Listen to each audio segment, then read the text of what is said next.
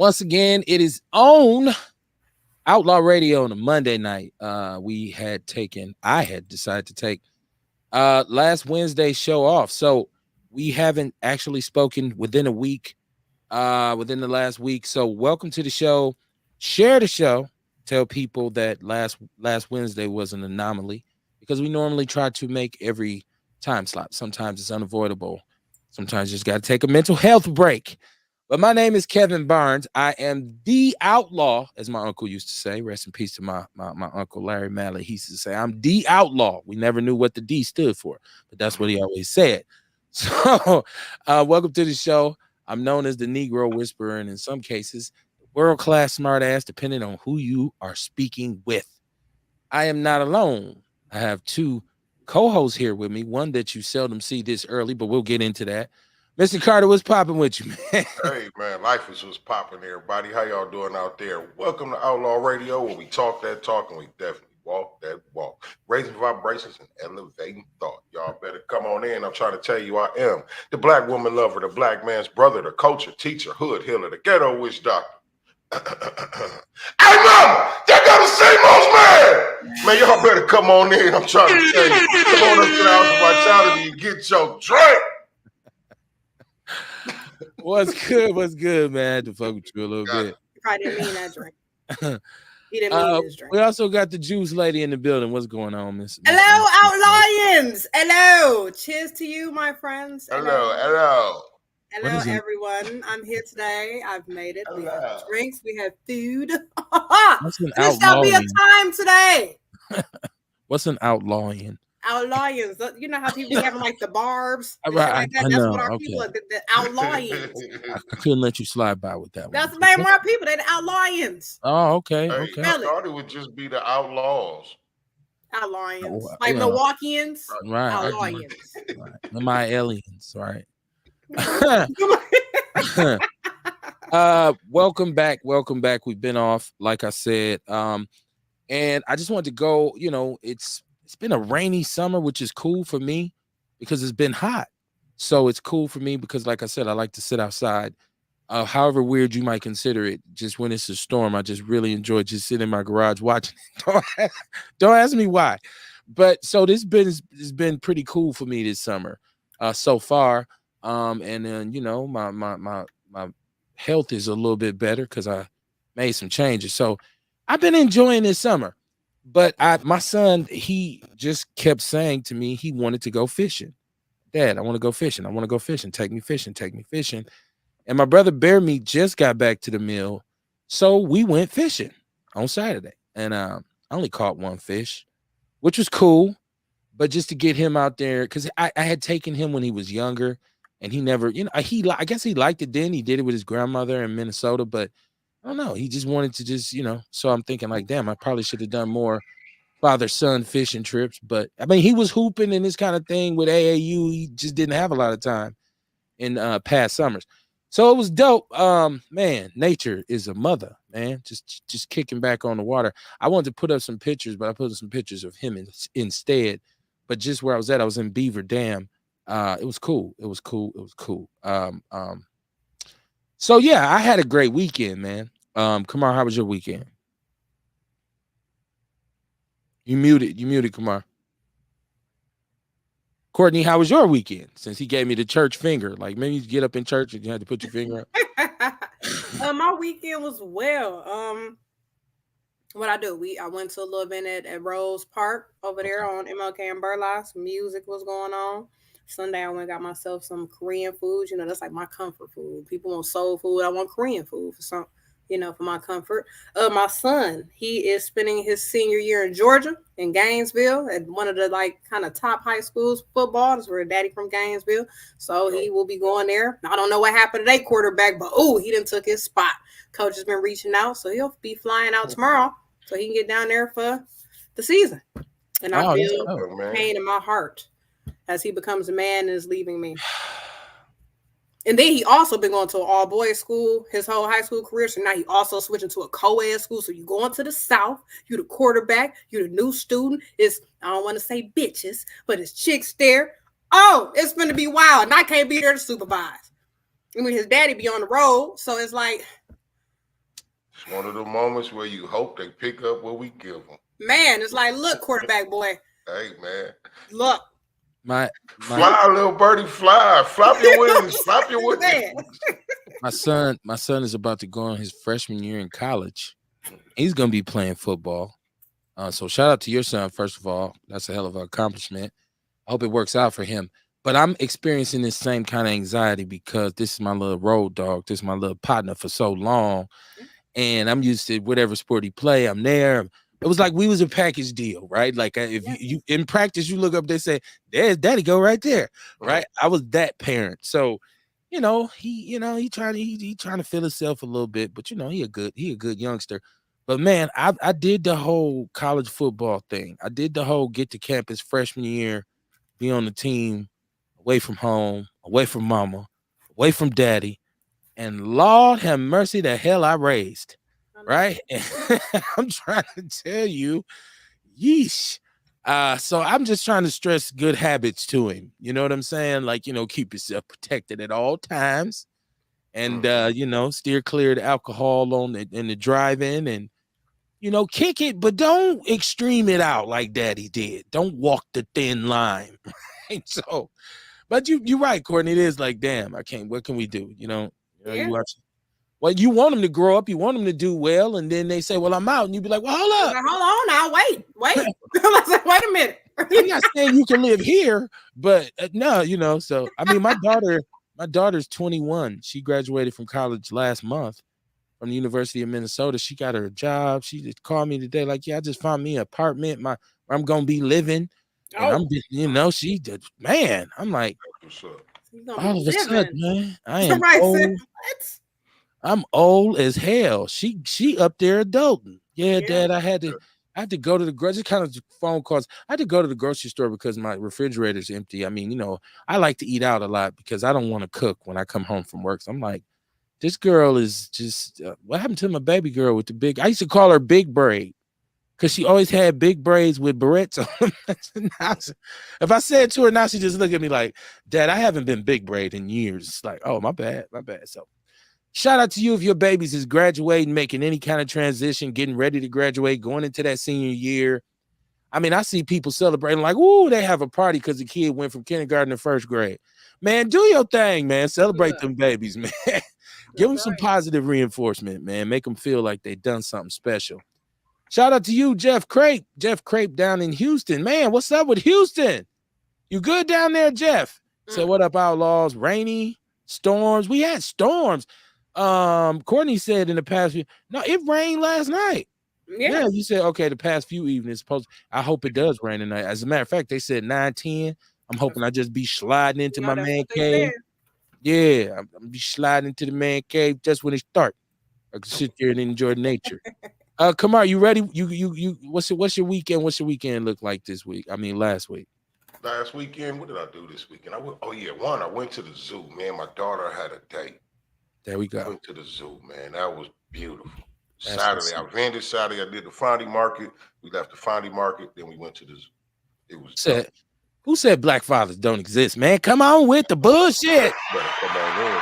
Fuck y'all. Man, look. Fuck y'all. I guess in those uncertain terms, right? Yeah. We take care of our kids. Fuck y'all. Look, man. I'm over here wishing I had some more. My wife looking at me like Right. I was thinking that about you, I think today or the other day. I was like, damn, Kev like an empty nester around this bitch, ain't he? Just me and my lady. I said, wow. This is easily the scariest part of my whole entire life. I mean, I done all kinds of wild shit and I wasn't scared. I'm like, man, it's gonna be like to be one-on-one with this woman round the clock. I hear that a lot of times. A lot of men, I've worked with a lot of men, and either they've been retired, or their wife retired, or the kids gone, and they like, man, we almost got divorced. We've been around each other so much, and I understand because y'all really be at work dealing with kids, and everybody gone, and now it's just we face to face. Do I even like you anymore? It's like 18, 20 years later. Deal with that. COVID taught that. Like, well, yeah, we was really cool. Didn't like when they was with. We made it through COVID, but the kids was here. But I will say this: I don't think it's gonna be a problem, just because I mean, she does her thing. I do mine. Is not. I mean, there'll be some. I'm definitely gonna be some more quality time. You know, your man gonna have to get in simp mode Right. sometimes. I'm gonna have to simp a little bit more. You know, but But I hear this more so in Hey, it's retirement. only I guess when simping ain't if it ain't nobody your working. it's simping either way it go. Come on.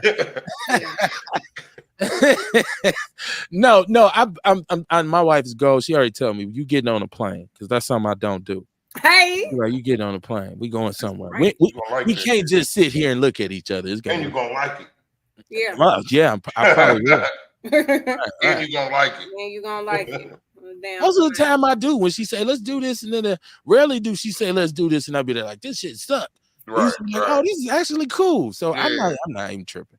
I just Mhm. want Oh, to give you me know what I did, man, that fucked me up? what's that? The Skyline. Okay. Skyline and Summerfest, right? I did that. Oh yeah, you told us We that. did Yeah, that. Oh, We the yeah. little scared as thing. fuck. And how come when I went to the zoo, my daughter talked me into doing it again? Brr. He did it I again. couldn't tell her no, right? I couldn't Right. tell her no. So here I am again on this Skyline, shaking like a motherfucker. Hold on, right? Was she laughing at you? Hell yeah. Like, Daddy, man, that's what's up.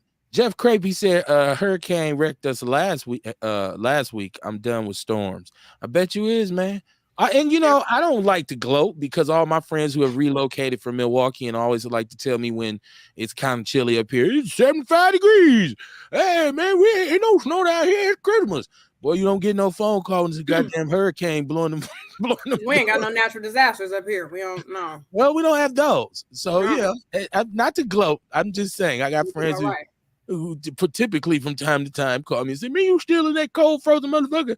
They don't call me when the power's out. Like we ain't had no electricity in 5 days. They don't can't call call me. you. They gotta preserve that. They can't waste it on you. Yeah, well, come on now. Keep They that hit same you when they energy back when I'm home. sitting here and I'm like, man, it's only 35 degrees here. What? They be like, oh, you bullshit. They sound like the mayor. You bullshit. Earl Henning, education is the key to success in life. Love chocolate almond milk, people. It works. That's the milkman, Earl Henning, man. All right. Hey, and Earl, happy birthday to Trail, man. Happy heavenly birthday to Trail. You know, I seen everybody from our neighborhood is putting up rest in peace, putting pictures of the homie. Trail was my first best friend in elementary school. Me and Montreal, boy. You talking about what's them little birds name? Heckle and Jekyll, right? That's how we was constantly in some shit in third and fourth grade. So rest in peace to Montreal Henning. Rest in peace to Larry, and rest in peace to Lawrence. Fat man. Rest in peace, y'all. But I think today or yesterday was Trail's birthday, so rest in peace to him. Listen, I want y'all to go back and check some of the archive shows out because I was watching some of them when I was on my hiatus, and I want to tell you a lot of the times we are ahead of the curve when we discuss things and we talk about current events and what the coming trends could be. And so it's very insightful. I be listening to it like, dude, we said that like 3 months ago and this shit came to pass. So what's the biggest news? The biggest news. And first of all, if you want to participate in the conversation, there's a phone number. It's just going across the bottom of the screen. Trump getting shot, protesting, RNC. What? Which one? Hold on, 262-202-5131. 262-202-5131.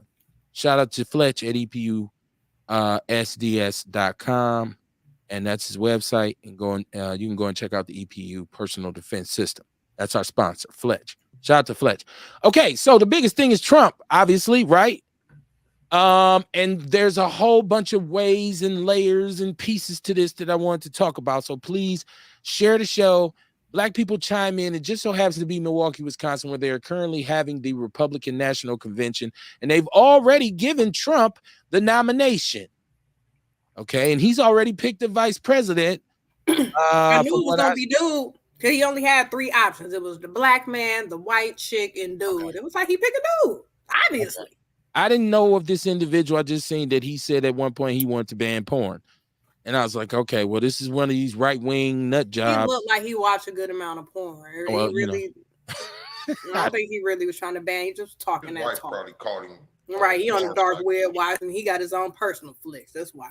what's wrong with watching porn though? Like, and I'm saying that in a way that Well, his as wife an don't adult, you have, as long as it's consensual and it's not kids and it's, I feel like people got the right to do what they want to do. That's another civil liberty, like having an abortion or not having an abortion. Go ahead, Kamar. I feel like I cut you off I right was there. just gonna say, I was just saying that, you know what I mean, it's more, I think it's probably more so his wife, right? Like maybe he done got caught up on these porn sites doing bullshit, you know what I mean, playing with his webbles and shit, you know what I mean? And his wife like, hold on.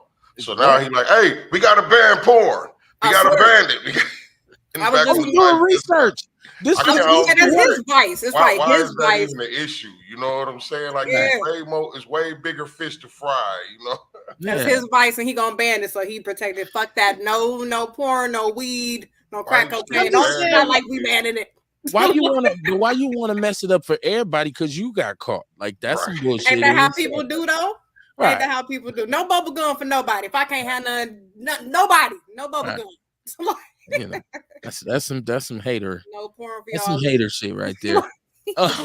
But no, I mean, like the whole assassination. Now, first of all, this all I don't like jumping the gun. Being like, once again, I think black people are very emotional, and we live off our emotions a lot of times before we even formulate logical ideas and before we get a logical understanding of things. So immediately, first of all, what I saw was people kind of giving him this credit of some sort of hero, like he was a heroic figure all of a sudden.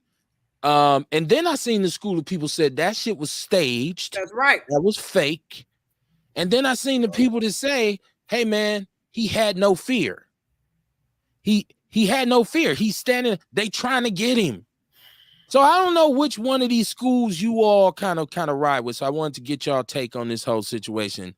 That shit just won the people over. No matter which way they like, oh my gosh, we stand with Trump. But I feel, I be feeling like it could be real, but then I also feel like America is just a big ass stage. So just like the moon, nigga, it could be set up. It's Hollywood around this bitch. We I'm here.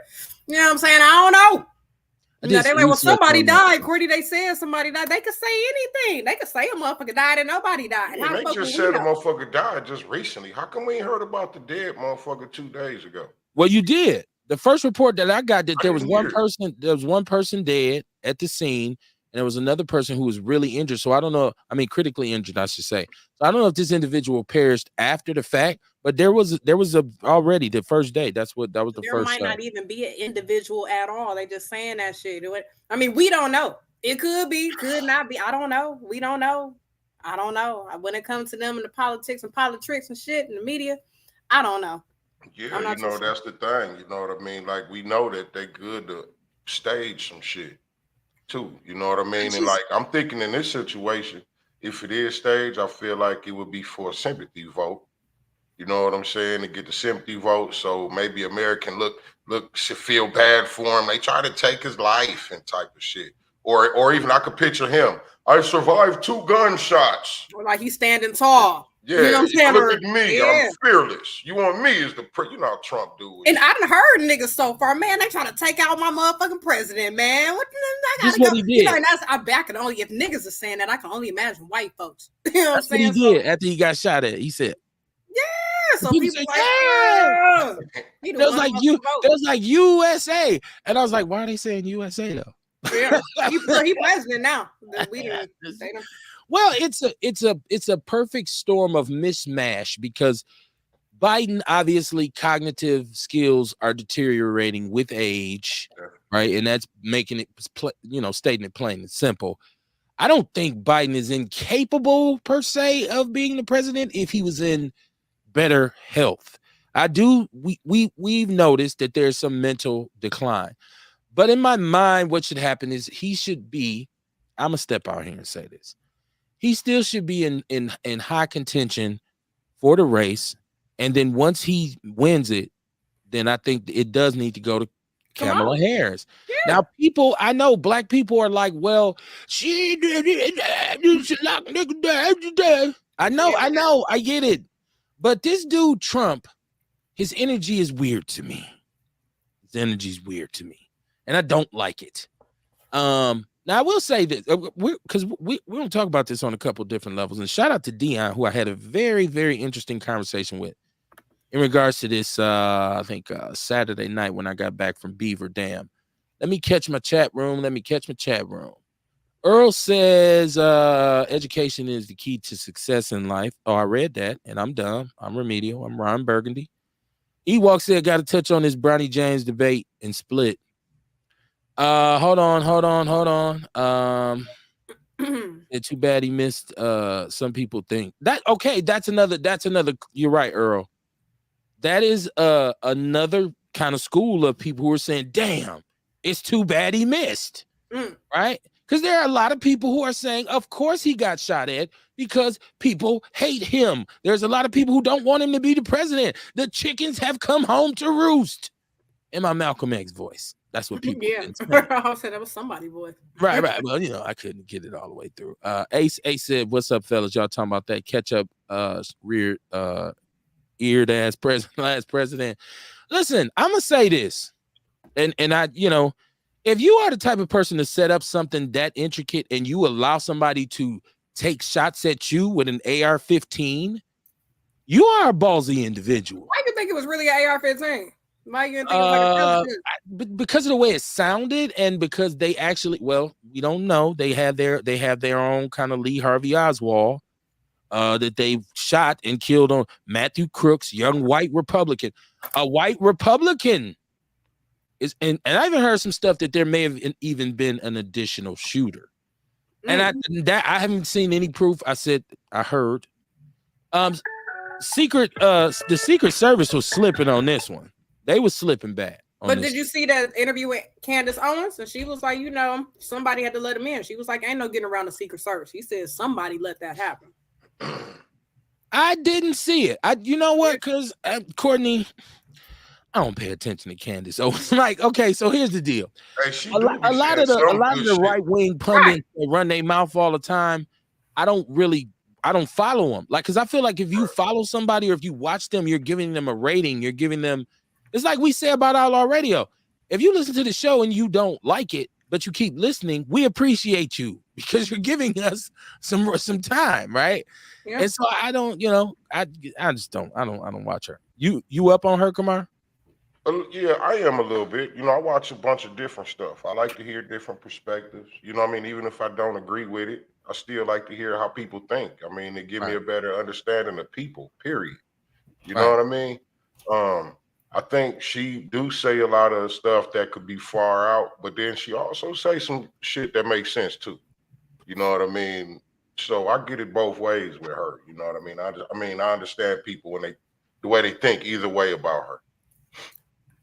You know what? I don't think it's necessarily because she represents this kind of right-wing conservative shit.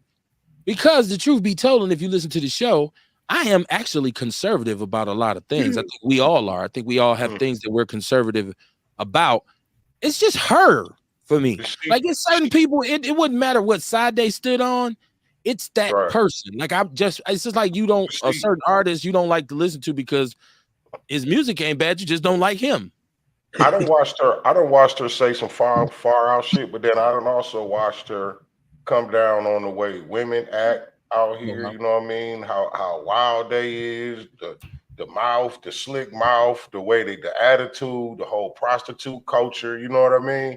She come down hard on that shit too, and she be nailing them. You know what I mean? Like the women that be talking about I don't need no man. I could do everything myself. She be on their ass. You know what I'm saying? So that's why I say it's some stuff that she talk about, you know what I mean, where it's like, okay, I could dig that, you know what I mean, I could rock with her, but then it do be some other stuff that be a little too far out for me. So you just chew up the fish and spit out the bones. Yeah. Hey, Rev. Rev, what it do, man? Peace. Rev, I was on time today. Finally, she was on time, right? She was early, actually, which is that's fly. A phenomenal event, right? It's like a glitch in the matrix. Today was a good day. Right. And then today, Rail comes 50 minutes late. So it just late as hell, lady. I think y'all really just like taking turns on this shit. I feel so used and abused. They got me in the office all week this week, man, and then Rail is incapacitated whenever he's in the like. Oh my God, I had to actually go in today. The office take his ass out. I hate it, but then I also got to get home, and then touch base, get shit squared up around here, charge my phone, because, you know, since my phone, the cord ain't there, I've had to charge. So, yeah, man, it throws a little wedge in my whole little routine, man. Yeah, man. We understand. We talking about your president, who you already expressed that you have favor for him. So let me catch the chat room, then I'll give you a, because I know you won't express your grief for the attempt on his life. So Dion is in the chat room. He said, I'm in this motherfucker. He said, I had to take me a nap. Yeah, Dion, you officially old when you have to take a nap, right? Take pride in it. Like, oh, I'm so tired. Don't be acting like that, kid. Yeah, but when you're young, you don't do that. This is probably what you need, kid, a nap. That's why you be tripping. I took one today when I got off. It's mind you was English to start the show off, right? Mind you, I took one already today. Yeah. I know I've been old, so I sit there in a minute. Oh, what? I miss whole movies like that. My wife be like, dude. Now I wake up, she sleep too. I'm like, we was both really sitting here asleep during this movie. Ace Cooley in the chat room. I see you, Ace. I see you. He says we are straight boxed in between a president that's trying to make us invisible and another that wants to make it okay to kill us. Wow. He said, whichever way you look at it, it's time to get radical. That's right, Ace. The niggas ain't trying to be on that type of time. They just want to talk about it on Facebook and make statuses. Black people ain't gonna vote anyways. Miss Ann Floyd. Miss Ann Floyd, how you doing, my sister? She said, good evening, Kevin Barnes. This is the mother of young Joseph Cannon, who is a track star, a star in the making. Y'all will see this boy. This boy is fast. He Olympic fast, you know. Black people don't say Olympics, they say Olympics. Olympic fast. And he used to play for me on one of my Pee Wee League football teams. Brother run 10-5 hundreds, right? 10-5, man. That's ridiculous, right? So yeah, shout out to young Joseph. A said Candace was all right when she got on them Zionist people, has been taking advantage of our people. She was also right when she brought us some noise to lion ass Patrice. Is that Collins? It looks like colors. It looks like colors. Okay. Colors. That's why it's good to have somebody here who can see. Yeah. Miss Ann Floyd. She says she's good. I'm glad to hear that. I'm glad to hear everybody doing good, man. I love to see black people win, despite what you think. But yeah, you know what, the Trump thing, I want to get back to that. So I just wanted to know, nobody answered. Kamar, do you believe it was staged? I said it was staged. You said it. Okay, you said it was staged. Real, what you think? That shit was real? They tried to kill that nigga. It was staged. What? It was staged just to get more votes. What you think? Come on, Real. I don't know. I believe either way it go, that motherfucker was able to take a shot because somebody wanted him to be able to take a shot. Like, even if you look at how they got Milwaukee on clamps, you can't get close to downtown without it's a whole motherfucking concentration camp. So just thinking about how on clamps Milwaukee is right now, that motherfucker had to have a pass to get to where he had to get to and whatever else. And I seen a post where it was, I guess, supposedly the dude that took the person out was saying, yeah, I had him in my crosshairs, but they wouldn't give me the clearance until the shot was already fired. Okay. Now, was you clutching your pearls? Was you nervous? Was you like, oh my God? Yeah, because I mean, you said last week that you favored Trump. I do not fuck with either one of them. Like I said, Trump. You said it now. He had me fucked up with the whole Gaza shit. You know, like I don't fuck with anybody that back Israel or the Zionists. You know, well, not because I can't say Israel, but the Zionists. Like anybody who's okay with genocide and shit. You know, I don't fuck with that. But as far as the whole shit, to me, politics is WWF. You know what I'm saying? Like, that's how I look at the shit. It's like, okay, this is a soap opera for old white men. Okay. Listen, I don't think it was staged. I think America's a crazy place, and I think that this is the kind. See, we can say, well, how they get there? Secret Service, but But then how did they allow them to take the Capitol? Because for all intents and purposes, they took the building. Like, how did we allow them to get airplanes that flew into the Twin Towers? And some people might say, Kev, you naming off all the conspiracies, but these are all anomalies that people said, oh, that would never happen.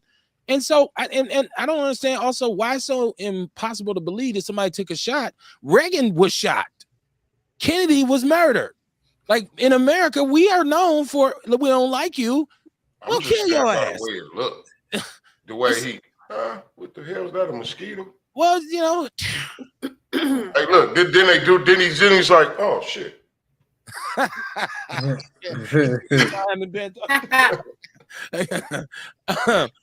Miss Ann Floyd says she believes it was staged. She said,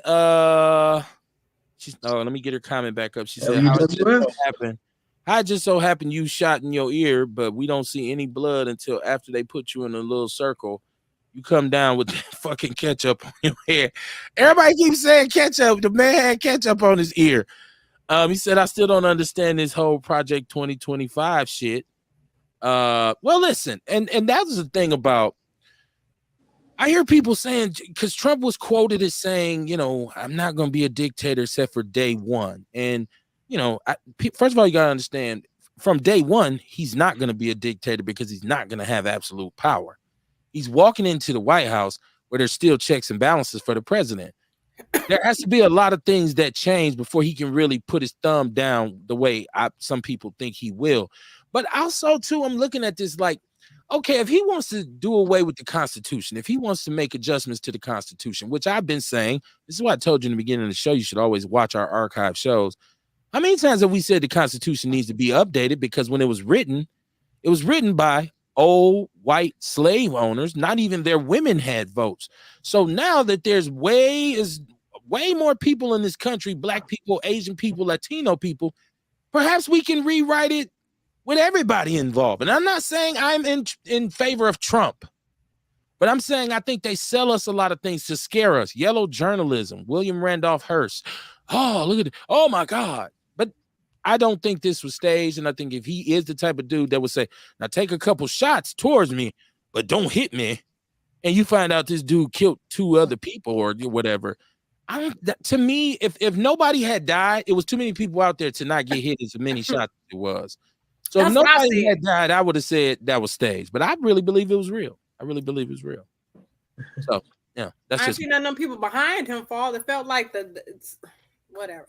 All right. I seen some blood on his ear, but like something moving at that velocity, wouldn't it have like took off anything that it?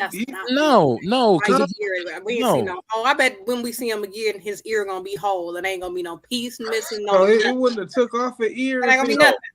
It wouldn't, because if you understand ballistics, okay, it's a 223. A 223 slug in itself is not very big. It's not meant to leave a big hole. It is fast and it is accurate.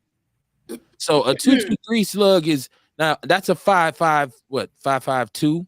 Now if you get this 7.6, which is more of an AK variant, that's a big slug that would have taken his ear off, right? And if somebody was closer and shot a 45 and hit him in the ear, that would have taken that's a 220 grain slug. So, but he should have like a hole or something in his ear, or a piece of his ear missing, right? When we see him next, that's what, right? His ear should definitely be damaged. I mean, they can't come on when he's got a regular ear, because then it's like the jig is up, right? Exactly. That's what we're gonna see, Kev, a whole ass ear. No, and people, like I say, if you get, people act like you can't not get hit. Some people miss. This dude wasn't no marksman. He wasn't no sniper. How you know? From what they said, they found him. He was dead. Like they got him, man. He's like a nerdy white dude, right? He like, might have been a nerdy white boy that was practicing. Obviously, Courtney, he was not practicing. He was not practicing. I think it's safe to say he didn't practice first. So he just got out here on the humbug. You think no practice, no nothing. I'm gonna go kill Trump. Right. He thought he was. It's just like I'm going down in history. Right back at you. So yeah, I don't think it was staged. I mean, y'all let me know. We all can agree and speak like grown-ups. This is Miss Ann Floyd. She said the only thing I'm saying is that you had people storm the Capitol. If you do that, you will do anything. That's what I just said. And that wasn't staged. And we thought if we ran up, now see, it's black people, and we got so pissed off, we decided we going to the motherfucking Capitol. We finna burn this motherfucker down. We always assume as soon as we get out front and start tripping, they gonna start shooting. Yeah. That ain't what happened. These motherfuckers crawling up the wall like roaches. Yeah, that's because it was them. It was white. That's right. Okay. Come on, man. Well, whatever the reason is, it happened. They overwhelmed them. There was Capitol police officers in the building who lost their lives. Like they, so I don't know. Maybe it was. I know dude is a horrible shot. So, the argument, we could talk about that all night. Yeah, man. Talk about that all night. Was it real? Was it not real? Was it real? None of us really know but him. Right. Him in his ear. Right. Ace Cooley said, no offense, the Democrats are using the migrants to push us out. See, I don't have that kind of xenophobic kind of energy either. Like I don't think that. Okay, so who makes the point on the show, Rail, all the time that America is an asylum country? Ain't that your thing, Rail?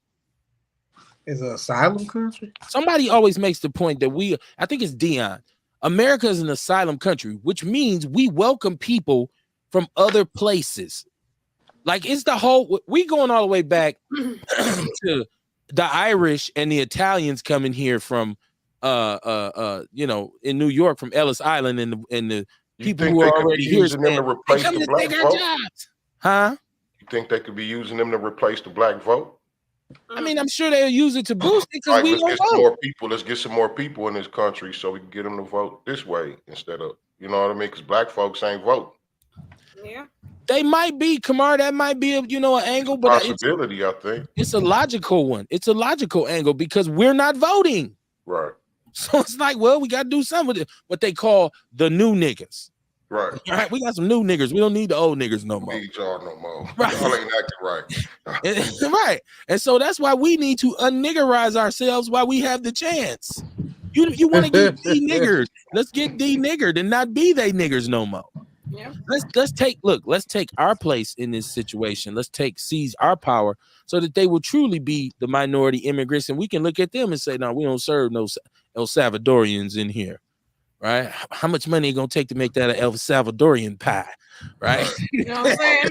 You an El Salvadorian. How we need to be. Right. Shout out to all the El Salvadorians because they got that gang, that M2. What is it? That they crazy. M13. Yes, M16.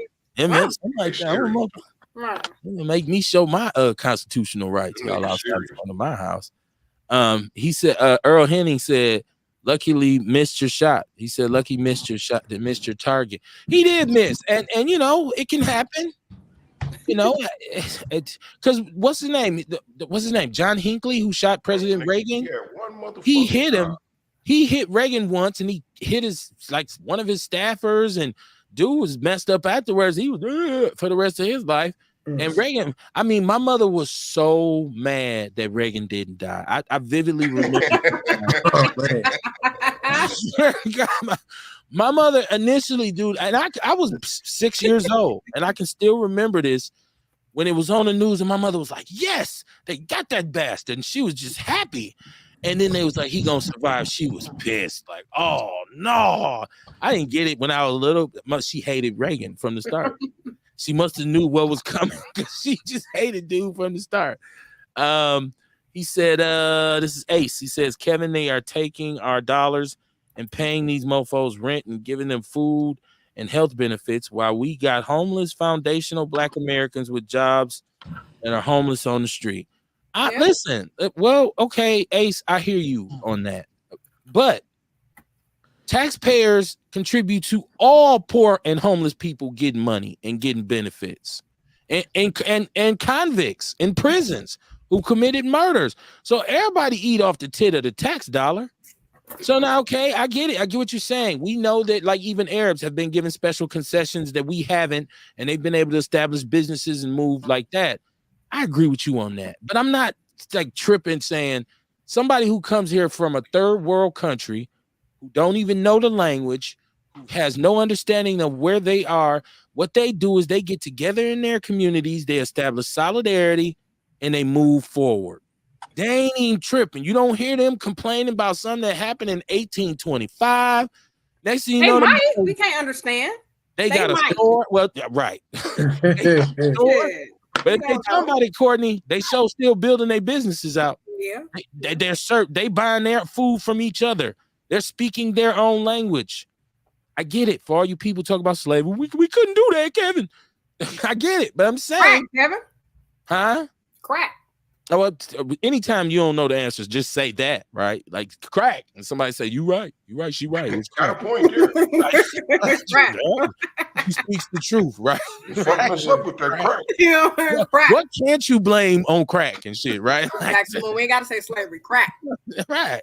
Somebody got raped the other night. Goddamn crack. Yep. He says we had to pay into Social Security to get these benefits. They don't. Well, are there okay? So this is true. Once again, it's an asylum country. And what you want to do is turn the faucet off. And I think a lot of people like Trump because he's talking about being tougher on immigration. But you got to be careful with that, though. Like you got to be careful with, okay, so Mexicans can't come in, but Ukrainians can. Ukrainians can't, but South Americans can. Like who? It becomes very selective and it becomes very, very, very, very racist. So I'm saying across the board, if you just put a lid on it, but still allow it, but don't give them some of the concessions that you give them. I don't really have a problem with people coming here seeking a better life. If I came from a village where we didn't even have a running toilet stool in the house and all this shit and drought and famine, and I get to come here and eat a Chicago style hot dog or something, I mean, I'm taking a chance too. Like shit, give me barbecued rib. I take rib. I don't know. I don't even know what country that was. I just did. So excuse me. I'm not xenophobic though. How y'all feel about this? Are y'all worried about immigrants coming in taking what Trump said, black jobs? The black people are gonna work the black jobs. I'm just hoping more black people start businesses so we can employ our own and we won't have to worry about that so much. There you go. So that's that thing of us stepping our game up. Instead of worrying and crying about immigrants, we should be stepping our game up saying we ain't worried about the motherfuckers. How do we combat that? I'm with you on that. I mean, I'm not one of those people who say, the glass is half empty. I'm a glass half full type of dude because I never underestimate the power of hustle and grit and grind. You know what I'm saying? I come from ex-sharecroppers. They didn't have no excuses. I never seen my father make an excuse in his life. He had one paralyzed hand. When he lost his job at 30 years at Bucyrus area in South Milwaukee, I didn't hear him crying about it. I seen him start his own business. And we kept on pushing, right? And probably doing better than we was when he had the plantation gig. So, my mom, she didn't care what it's cold. I don't care. Motherfucker, I don't care. It's too hot. I don't care. What I tell you to do.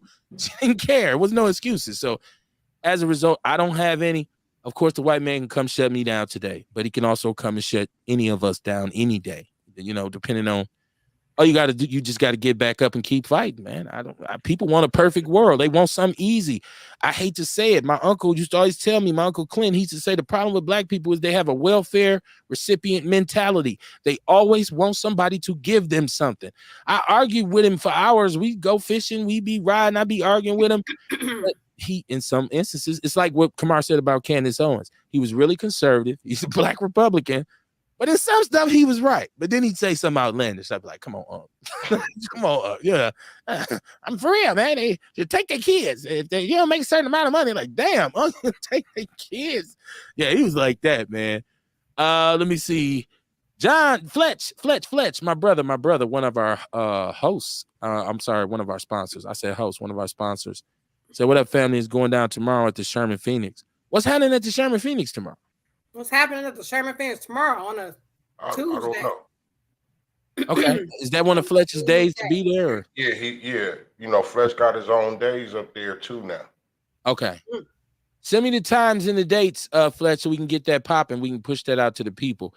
Y'all hit share, hit follow, whatever it is that you hit on social media. I don't know. Go to the YouTube page, man. Our YouTube page is shitty. I'm looking for somebody to handle our social media affairs because I just don't want to deal with it. And I'm just not, it's just too thin for me. Social media is like I can't take it for anything other than entertainment. Let me see. Say, can Kev, you you know say what's on my Haiti? mind right now? Say that again. Say that Said, again, you know what's Courtney. on my mind right now? What's that? Really whack shit. 2 Glocks make them do a backflip. Is that new? I'm the old dude looking over the tip of his glasses. Say that back. They did a backflip. No, Huh? that's Steve the Stoner. Now all the free Oh, concerts, you don't know at least the first verse, I have Kev. not been at not a one. I haven't been one either, but I've heard enough of him that I know the first 2 lines. I know he do free concerts. I don't know none of his music. I know he started He Body was- 23. That was last year. I know that See? as well. Show you how far I am. I heard the new Dog Pound with Snoop and Rage and RBX. And never mind. Look, Ewok said the taxes. Courtney said the what? See my face? No puppies. What? Ewok said the taxes generated by just daily spending on soda, gas, clothing, etc. brings in $1 trillion a year. That's just us buying the bubble gum and shit, not the other taxes. You're right. Well, we know we're the big spenders. A said, man, these punk ass motherfuckers come from failed ass countries talking about how lazy the foundational Black Americans are because we know our worth when they are cool with taking scraps. I mean, if that's the kind of pride that we have, then let's not speak about it. Let's be about it. Kevin, somebody on the phone? Yeah. I'm finishing my comments. He's being what you call a respectful guest. Okay. As I finish, some people when I'm reading the comments like to cut me off and shit, and no etiquette at all. Just none. These type of people I hang around. He said, keep preaching, family. This is John Fletcher. He said, keep preaching, family. Let's go. Facts. Dion, what's going on, man? How you doing? Who you talking to? Is your name Dion? I didn't hear you said Dion. My bad. My bad, bro. I didn't even hear you. Is that me? You said Dion. I just woke up, so I'm still kind of drowsy a little bit. Yeah. See, this is what I'm gonna tell you when you be talking about them immigrants, though. You know what I'm saying? Oh, the immigrants. So this is what's gonna happen with immigrants, right? They all come over here. About 20 of them stay in the house. They get like $1,500 a month. Plus they get free health care, whatever. So now this is the first wave of them. But see, you got to understand, guess what they're going to do? They're going to start breeding like cockroaches and shit. Then their kids going to grow up. Then their kids, now they have made all this money over the years. They're going to send their kids to private colleges, private high school, private colleges. Their kids going to turn around and be Republicans. And their kids going to say, well, my dad and them came over here and they swam across and at the time, America didn't want to let us in. But look what we did. And then niggas going to still be sitting there, well, where my reparations at? You understand? See, that's how it worked, man. And see, that's what me and you was talking about Saturday. You know what I'm saying? When we was talking about the Donald Trump, and I still think it's a hoax. You know what I'm saying? But see, that's the whole thing. We as black people, and I'm not saying all black people, because I can't think for all black people, but some of the time we want that microwavable shit. We want the here and now. And ain't nothing wrong with that because best believe, man, we owe that shit. But a lot of people are playing for the end game. Like I always hear people say, it's chess, not checkers. You understand what I'm saying? A lot of motherfuckers playing for the end game. So them Mexicans and them Venezuelans and them people that come from El Salvador, all those countries is coming over here. They're playing for the end game. Yeah, it's going to be fucked up for us. But our kids and our grandkids, our lineage going to live on. We're going to have places like Velasquez and what's that other one? I'm just giving an example. Botanas and, wherever the Mexicans be at. And like you said, though, you know what I'm saying? They shop within their own community. You understand? Like, I never liked the South Side. I never liked Mexicans from growing up in Chicago. You know what I'm saying? It's just we different. I mean, xenophobia, yes, I have xenophobic. I'm very xenophobic. Like today I had to go to West Bend. I stopped in the Piggly Wiggly, and I enjoy being around my own people. I hate coming around those fucking cocksuckers. Do you hear me? Because when a white person serve you and they look at you, like I asked the bitch today, I said, do y'all have some hot sauce? No, we don't have hot sauce. Bitch, how am I gonna eat this chicken? You understand what I'm saying? They just so nasty. So I definitely enjoy being around my own kind because and then I just be wanting them to think like, we don't like y'all. We don't want to be around you motherfuckers. You understand what I'm saying? We think y'all nasty, y'all wet, y'all smell like dog, y'all child molesters, and all that shit be coming to the light. Just like a couple months ago, I'm here in Eden, the police officer, he was fucking a dog, man. How you having sex with a dog? those people, it is. See, that's another thing. You know what I'm saying about the white people? They have no humanity about themselves. Anytime you can stand up on a tree and watch somebody dangle or put your knee on someone's neck, and they about to charge that nigga. He was on Fox 6. Now I'm about to get back on that, but I'm just saying though, that nigga was on Fox 6. Like, man, I ain't know what was going on. Well, too bad, my guy. You should have hid in the bathroom somewhere. They should throw your funky ass in jail. You know what I'm saying? Because you went out there helping them. You ain't try to aid in the system like, okay, we got to restrain. Let's get up off this nigga. But anyway, though, you know what I'm saying? So white people had no humanity. And like I was saying about Donald Trump, man, I mean, I feel like it added fuel to his fire. You know what I'm saying? Like, Kev, nigga, you already know you was coming from Beaver Dam. I'm on the phone with you like this hot off the press. Yeah, we got to talk about this shit. I need somebody to discuss this with you. Know what I'm saying? Because it was like, it was unbelievable. You know, like how, I don't know, man. I don't know. Maybe we should shoot somebody with a 2.6, a 7.62, or a 2.23 or whatever, and see if we, because I've seen motherfuckers get grazed with a 44 Magnum, and it took a chunk out their ass. We talking about a high velocity rifle. I just don't. I don't know, man. It's a smaller slug. It's a smaller slug. I mean, you know more about weapons than I do. I'm just saying, though. You know, you can get grazed with a 22, and there's gonna be some hot on your ass. You know what I'm saying? Hot. You know what I'm saying? Yeah. I get you. I mean, you know, it's just I'm just so sick of the theatrics of all this shit, man. Like this right here is like it's draining mentally and emotionally because you got so much coming at us. You know what I'm saying? Like, say for instance, I'm going down south in November. I'm going to, I don't even know what the name of the town is in Georgia, but I'm going to get away in the cabin. You know what I'm saying? Me and my lady, you know what I'm saying? To sit back and chill. You know what I'm saying?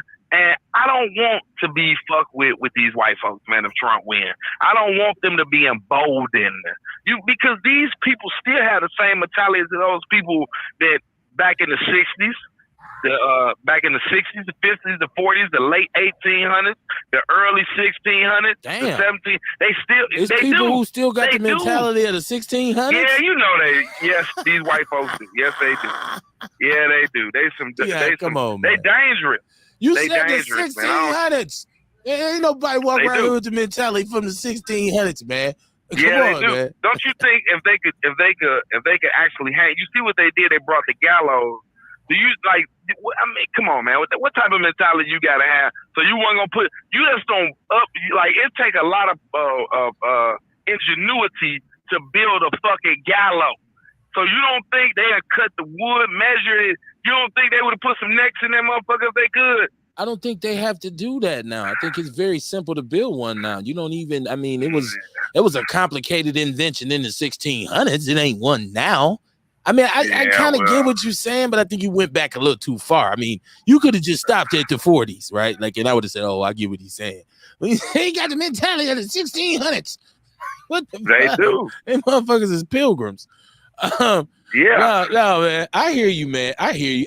Listen, it's everybody. I want black people to be vocal about how they feel about this. Like, I think the worst thing that we do is certain things that we may not have a total understanding of. We refuse to enter into a discussion about them for fear that we may be intellectually embarrassed. But I think when you don't know something is when you really need to be engaged in these conversations so that you can learn.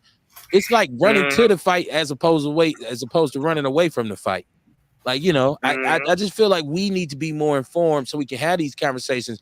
And when you're informed, the one thing you rarely do is get emotional. Once you gain enough knowledge and wisdom and understanding about something, you don't really get emotional. You don't, you know, it's why some people who, you know, they feel a certain way about your beliefs or your, motherfucker, and that person just says, okay, well, if that's how you feel, that's how you feel. Because they are intellectual enough to understand that it does me no personal. I get no personal gain out of going back and forth in some kind of emotionally charged exchange, you know, with someone else. It's like, you know what? Good day, sir. Right? Like, it's a good day, sir. Like, you just move on. I don't listen. If I had to stop every time, when I got momentum built up and I was moving. If I took the time to stop every time there was something on the sideline going on, I would never score. I got to go. I have a destination to get to. I can't stop for every sidebar. So you know, I think black people need to just be more informed. Now, let me get this chat room, Dion, because it's thick, especially since you called in. You know, certain people love Dion out there, the people's champ. T.R. Arthur said, "Good evening, Kevin, Kamar, Rail, Courtney, and the Outlaw family." Fletch is telling us. He said, "We're teaching community advocate, public safety, self-defense classes, 3 event workshops. Let's go." He said, "Vitality, we in the building, Kamar." Tiarsha's laughing too when Dion first came on the show. He's like, "Who are you talking to?" Like I thought he's going. I thought he wanted to fight me. Funny. A said, "Migrants are here to compete with us. No offense. Look at California. The Hispanics they done took it over. They've been waging war on Black America. I could see if they were fighting white supremacy. They bringing those Russian and Ukrainians over here to increase their numbers. It's time to get prepared for war." Damn.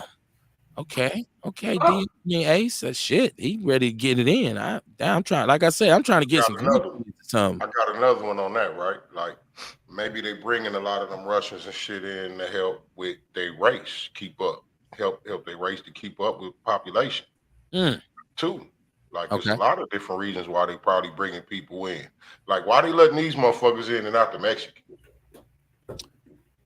Well, they're letting Mexicans in, but they want them to come in legally. I thought that the illegal immigrants was the problem. The ones who like sneaking in, that's my understanding. I don't know. Y'all tell me. Well, shit, dude. I mean, like, okay, they can let them in versus letting these other people in and just dropping them off in the middle of the street. Mm-hmm. I personally got a problem with them allowing Ukrainians to come in because we know that Ukrainians, the Ukraine is basically a neo-Nazi nation. These are some of them now. If like what Dion was alluding to, they got a mentality of the 1600s. Maybe it's these Ukrainians because they have no clue about us. Like this is what I'm saying, Ace. I hear you on how you feel about them kind of pushing towards us, but until we as a people say enough is enough and push back, meaning we got to get our communities together. We can sit around and complain about what they're doing, but as long as we own some bullshit all the time, we helping them, right? The friend of my enemy is my enemy. So if we're too busy destroying our own community, we too busy being fucked up with each other. I feel like some of that shit needs to be diverted because a lot of messages are left on deaf ears because people just trying to survive.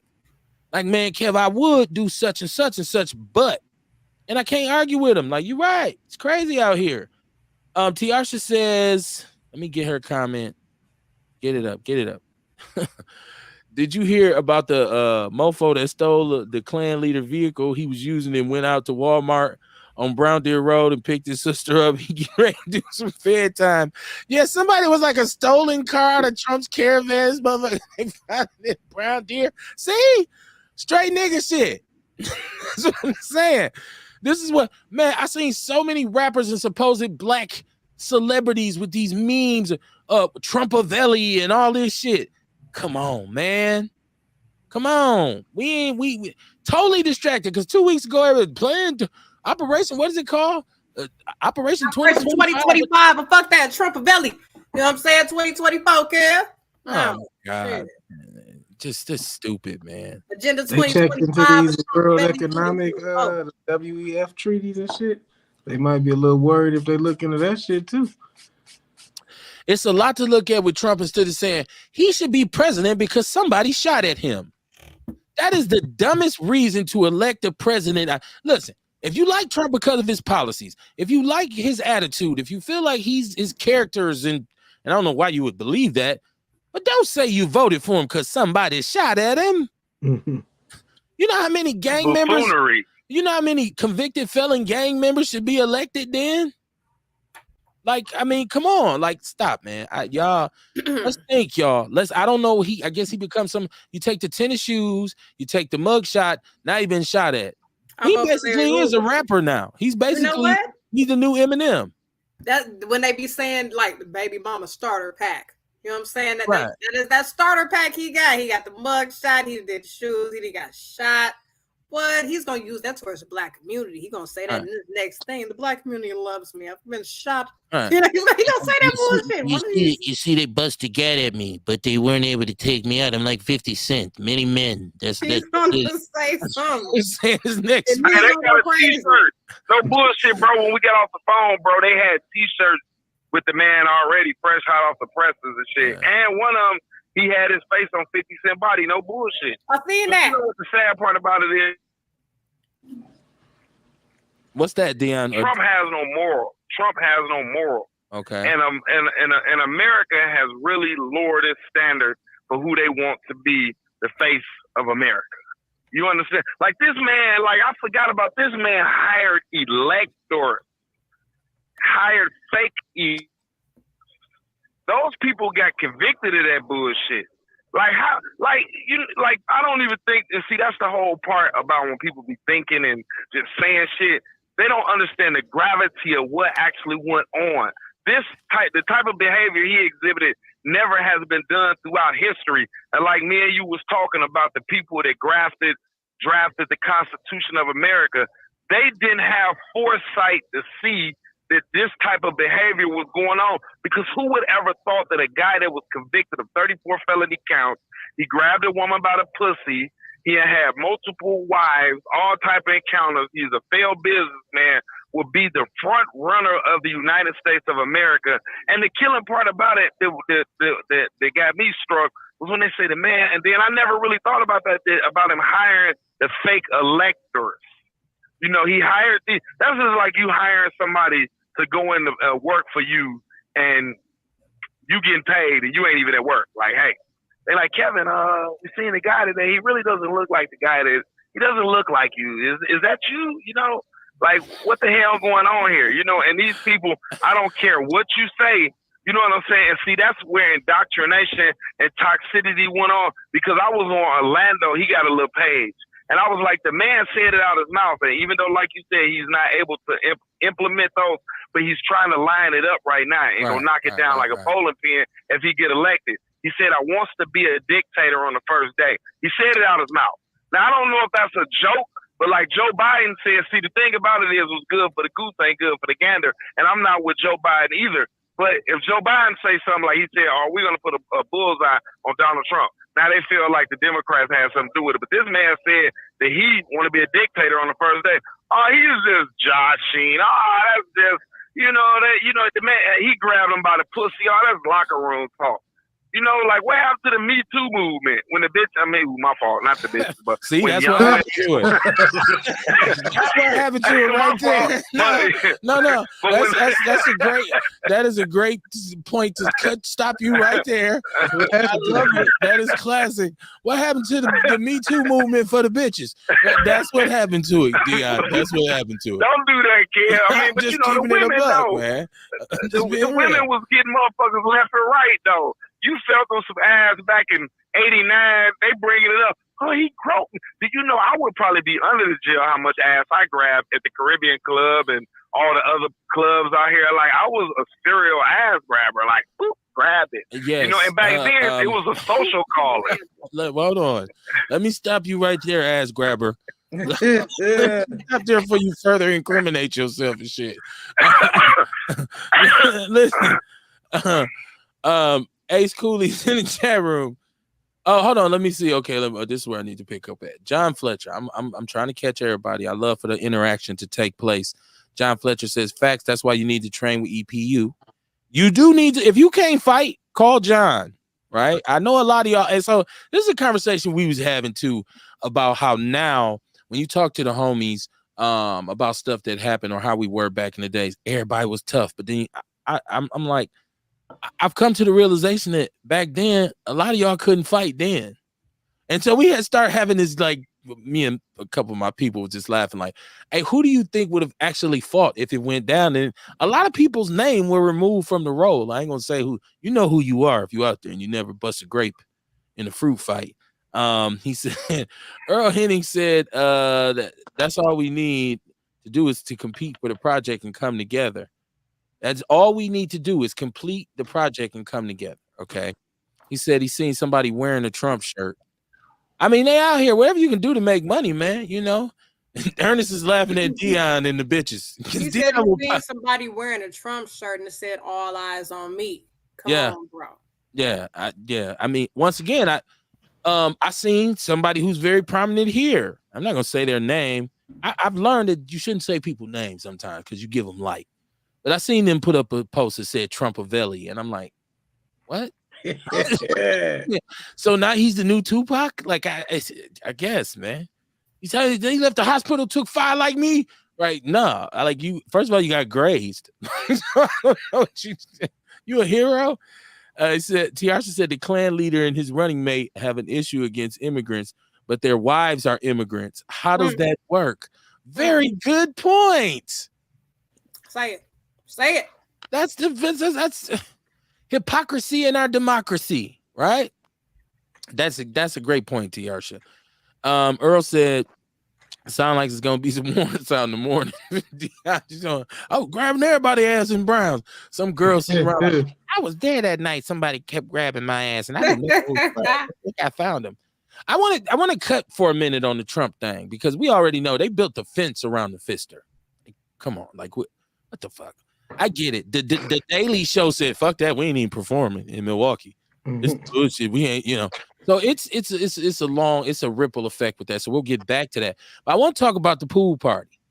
You know, a very long time ago, a bunch of me and my friends went to a party, and I don't know if y'all remember these, but they used to throw pajama party. Like, yeah, I remember that. Yeah, so we went in there and it was just like really in the hood, and it was really ghetto, and it was really stank. So we nicknamed it the Girl, Is That Me or You Jam. And so every time it was a nasty, sketchy, skeezy, schizoid party, we would say, "You going to the Girl, Is That Me or You Jam?" And so when I seen the pool party, it brought back memories of the Girl, Is That Me or You Jam. And so, but I want to say this. Shout out to them youngsters because I didn't see any violence and I didn't hear of any violence. And obviously, this is an exclusive crowd that either you're part of or you're not. Because I damn sure didn't get an invitation. Didn't see it. They was on the live saying, "Come on, $20, you could get in." Well, I mean, but they're talking. I'm not friends with any of them on social media, so it's not me that. I mean, I'm saying I didn't know about it, Kamar. You know, I'm a square anyway. I know. I was just saying it wasn't exclusive or nothing like that. I thought it was for their circle. I remember like earlier yesterday morning, right? I saw a live where the brother was going live and there wasn't nobody there. It was just like, yeah, we got 2 pools, you know, and I thought they was just gonna have a thing where kids and everybody can come there and cool off and you know what I mean, or whatever. I didn't know all that was being planned. If you trusted that water, if you was at that party and you got in that water, your immune system is on 70,000. Look, first of all, once again, I want to say this because I hate when, especially we get up in our age right now, we so high and mighty now, we forget that we was, my generation especially, off the damn chain with almost everything we did. I come from the Freaknik generation, right? So like, what can we say? We grew up listening to Too Short and 2 Live Crew and all this shit. I haven't forgotten that as an old man. But once again, I saw the rapper JP and the dude Big Frank, and I didn't understand. I think maybe a little bit too much alcohol, maybe a little bit some other drugs where I seen young women like kind of sliding on the floor. And it was just, that kind of became very, very, what you call it, degrading. So when was this party? It was Saturday. Saturday, because I saw that they had, it was Saturday? I'm trying to confirm. Kamar, was it Saturday night or was it last night? Last night. Okay, it was like yesterday they had a basketball game. They had a celebrity basketball game. So maybe that was the after. No, it was the after party was at a club. Right. I seen a whole bunch of them at the club. Well, I guess maybe that was a club they weren't old enough to get into. How old are those guys? This was last night. It was another pool They party. did have a celebrity basketball game though, Kamar. They did. Yeah, I forgot about that. They was probably that them in that video? Well, they may be. I'm pretty sure this footage will be nobody in talk the about video. did nobody mention a basketball game? Yeah, there was a lot of people. I just saw the I'm talking about on the live. Yeah, I'm sure that basketball was the furthest thing from their mind. You know, Steve the Stoner, JP, it was all of them type people, and it was Yeah, I didn't hear about it until today. Now that it's over, just seeing all types It of was posts about it it. was ratchet, sexy red. It was all of that. Just buck nasty. Once again, it's a pool But party. like you said, we didn't hear about no violence. So you know what I'm saying. So They had a good day, a good do your weekend, thing. You know what I'm saying. Do your no thing. violence.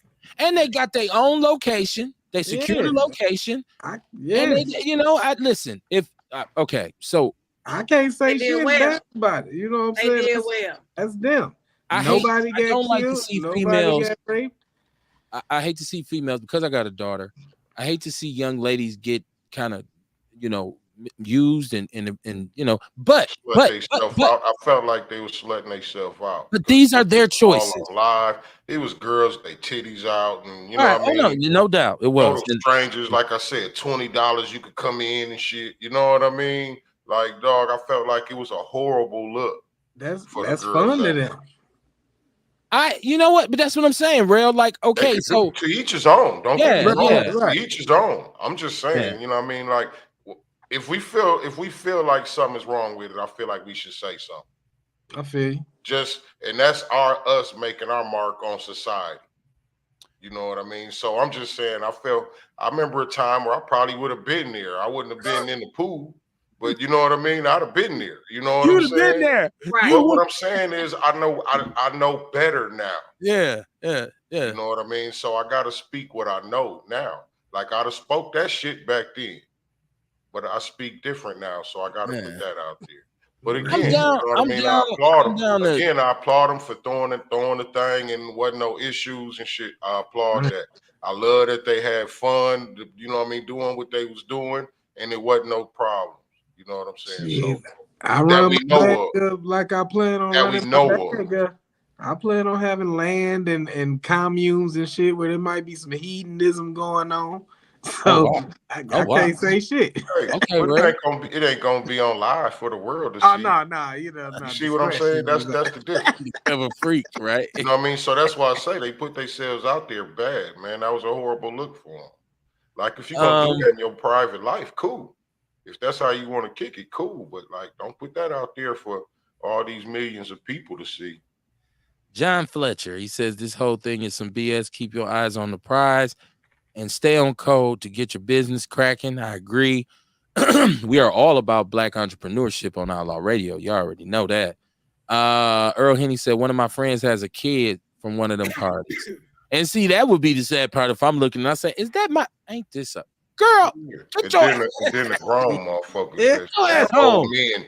How about the old man that was there? Acting the goddamn. I watched one old man. I watched the girl in the video fall, and the old man jumped right on top of her and started humping on her. You're saying old? What do you mean by old? You think he was older than her? An older nigga. Like it was a lot of girls on there that looked like they may have been like 17, maybe some that was 16. You know what I mean? And like I said, it wasn't a good look at all, man. I don't want to make assumptions. A lot of shit on there looked at predatorish.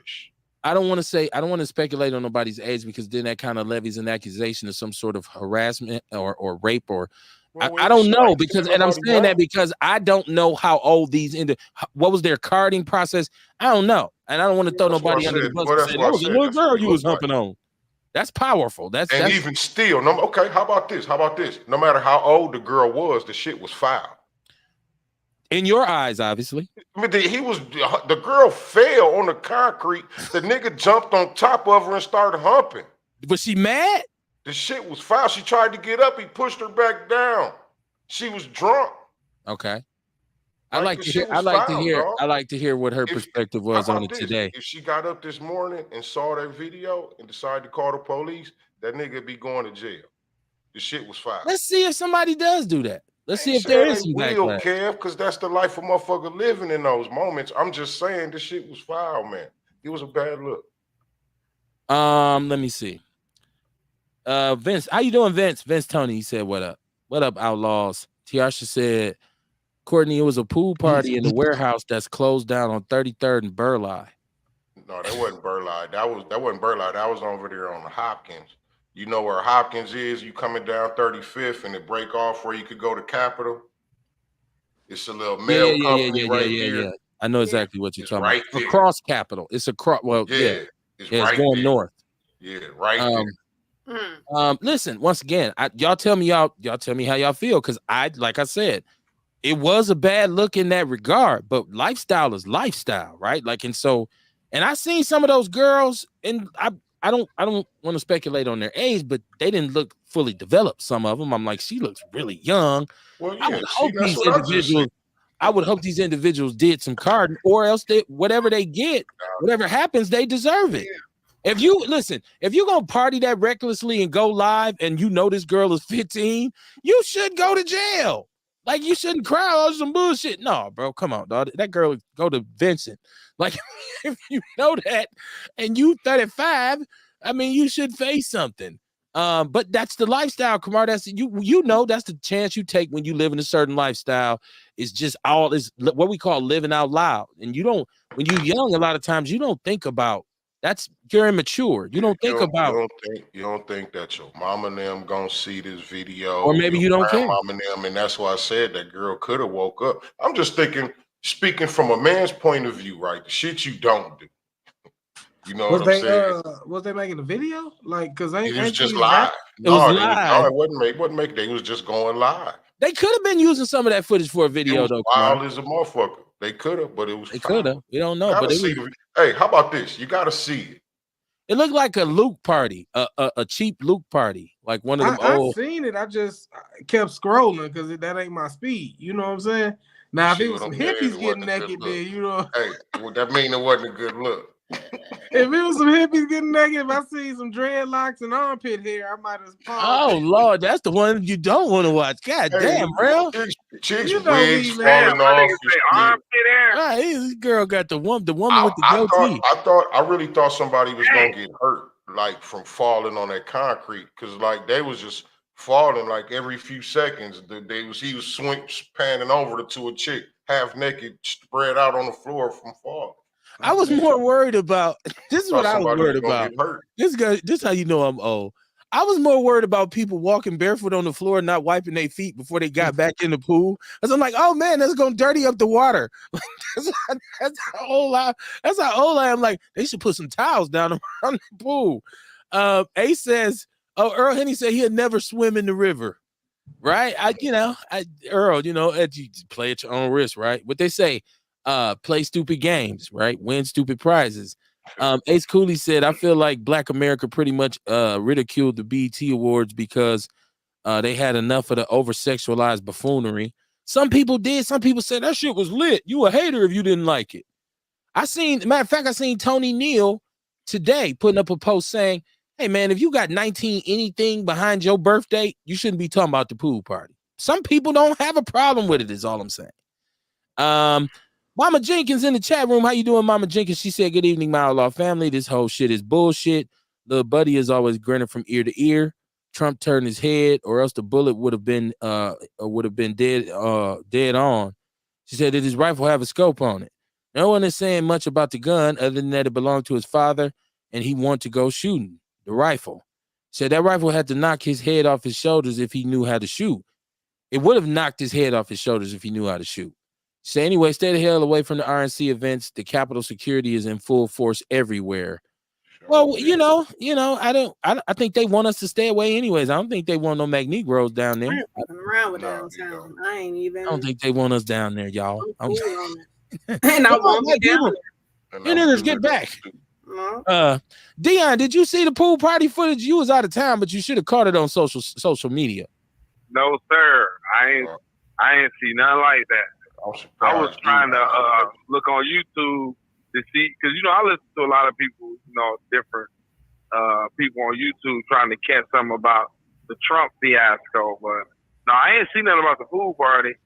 Okay. I really don't like stuff like that. Really don't get me too much, because I guess it has no real bearing. Nigga, I know it really has no bearing on life. You know what I'm saying? Because like y'all talking about the younger women putting themselves out. Shit, I be seeing women on what you call that? I be seeing women on older women on TikTok and what's the other one? Instagram slutting themselves out. Like I'm talking about if you ain't got no ass, that's all you see. They poke down ass. So it kind of be like a turn off to me when I see like I don't like to see women over sexualize themselves. Like today, me and my lady was talking. I was telling her that if it's somebody that's more freakier than me, then I don't want to be with you. We could stop right now. Now we could do some freaky shit together and be like, we did that. But if you tell me some like we was talking about her friend and her friend in Chicago. I guess they had these places where you could go actually watch people perform sexual acts on each other. She liked to watch other people have sex. I don't even look at porn. I don't. So if you told me something like that you want to watch, you want to partake in that, and we gonna have to end this relationship because that's not what I'm on. Like I don't want to date a woman that's an ex-whore, an ex-stripper, an ex-drug addict, an ex-lesbian, none of that because like when you have those type of skeletons in the closet, it's kind of competition for your significant other. So when I see a lot of sexualized stuff on the internet, it kind of like put a bad taste in my mouth, like bow, because I have a lot of lady friends, me and them, we like to talk about relationships. It's like now you got black men hating black women hating black men, and it ain't no unity like it used to be. There ain't no camaraderie. So you know what I'm saying? And that's not everywhere, but social media, like that media, social media is a motherfucker though. I ain't gonna lie to you. The news network and social media, they play so many games on your mind and they have you fucked up. Because maybe it's a lot of black women that do love their black men. But on social media, when you see it, they be like, I hate the black man, he lazy, he this, that, and the other. Then the black man be like, she's the concubine, this, that, and the other. And it just be like, so when I didn't see the pool party thing, and I probably won't see it neither. Because I'll block some shit like that. So look, a lot of these people look kind of old. Some of these niggas look old. Some of these women look old. About. Well, you said some of the women look older too, correct, Courtney? Yeah, some it's not going on in this video. So check this out too. I wanted to say this, like what Dion was saying, like people's past and what they've done. This is the point that you would make to a young person if they would give you an audience, in particular a young lady who may have been on that video, to say, hey, listen, in the future, as an older person, you have to answer for everything you've done. And God forbid you meet somebody who you want to be with, you're trying to have a family, and then one of his homies shoots him this video, or that you had established that reputation in the community, because word travels fast, right? We know that.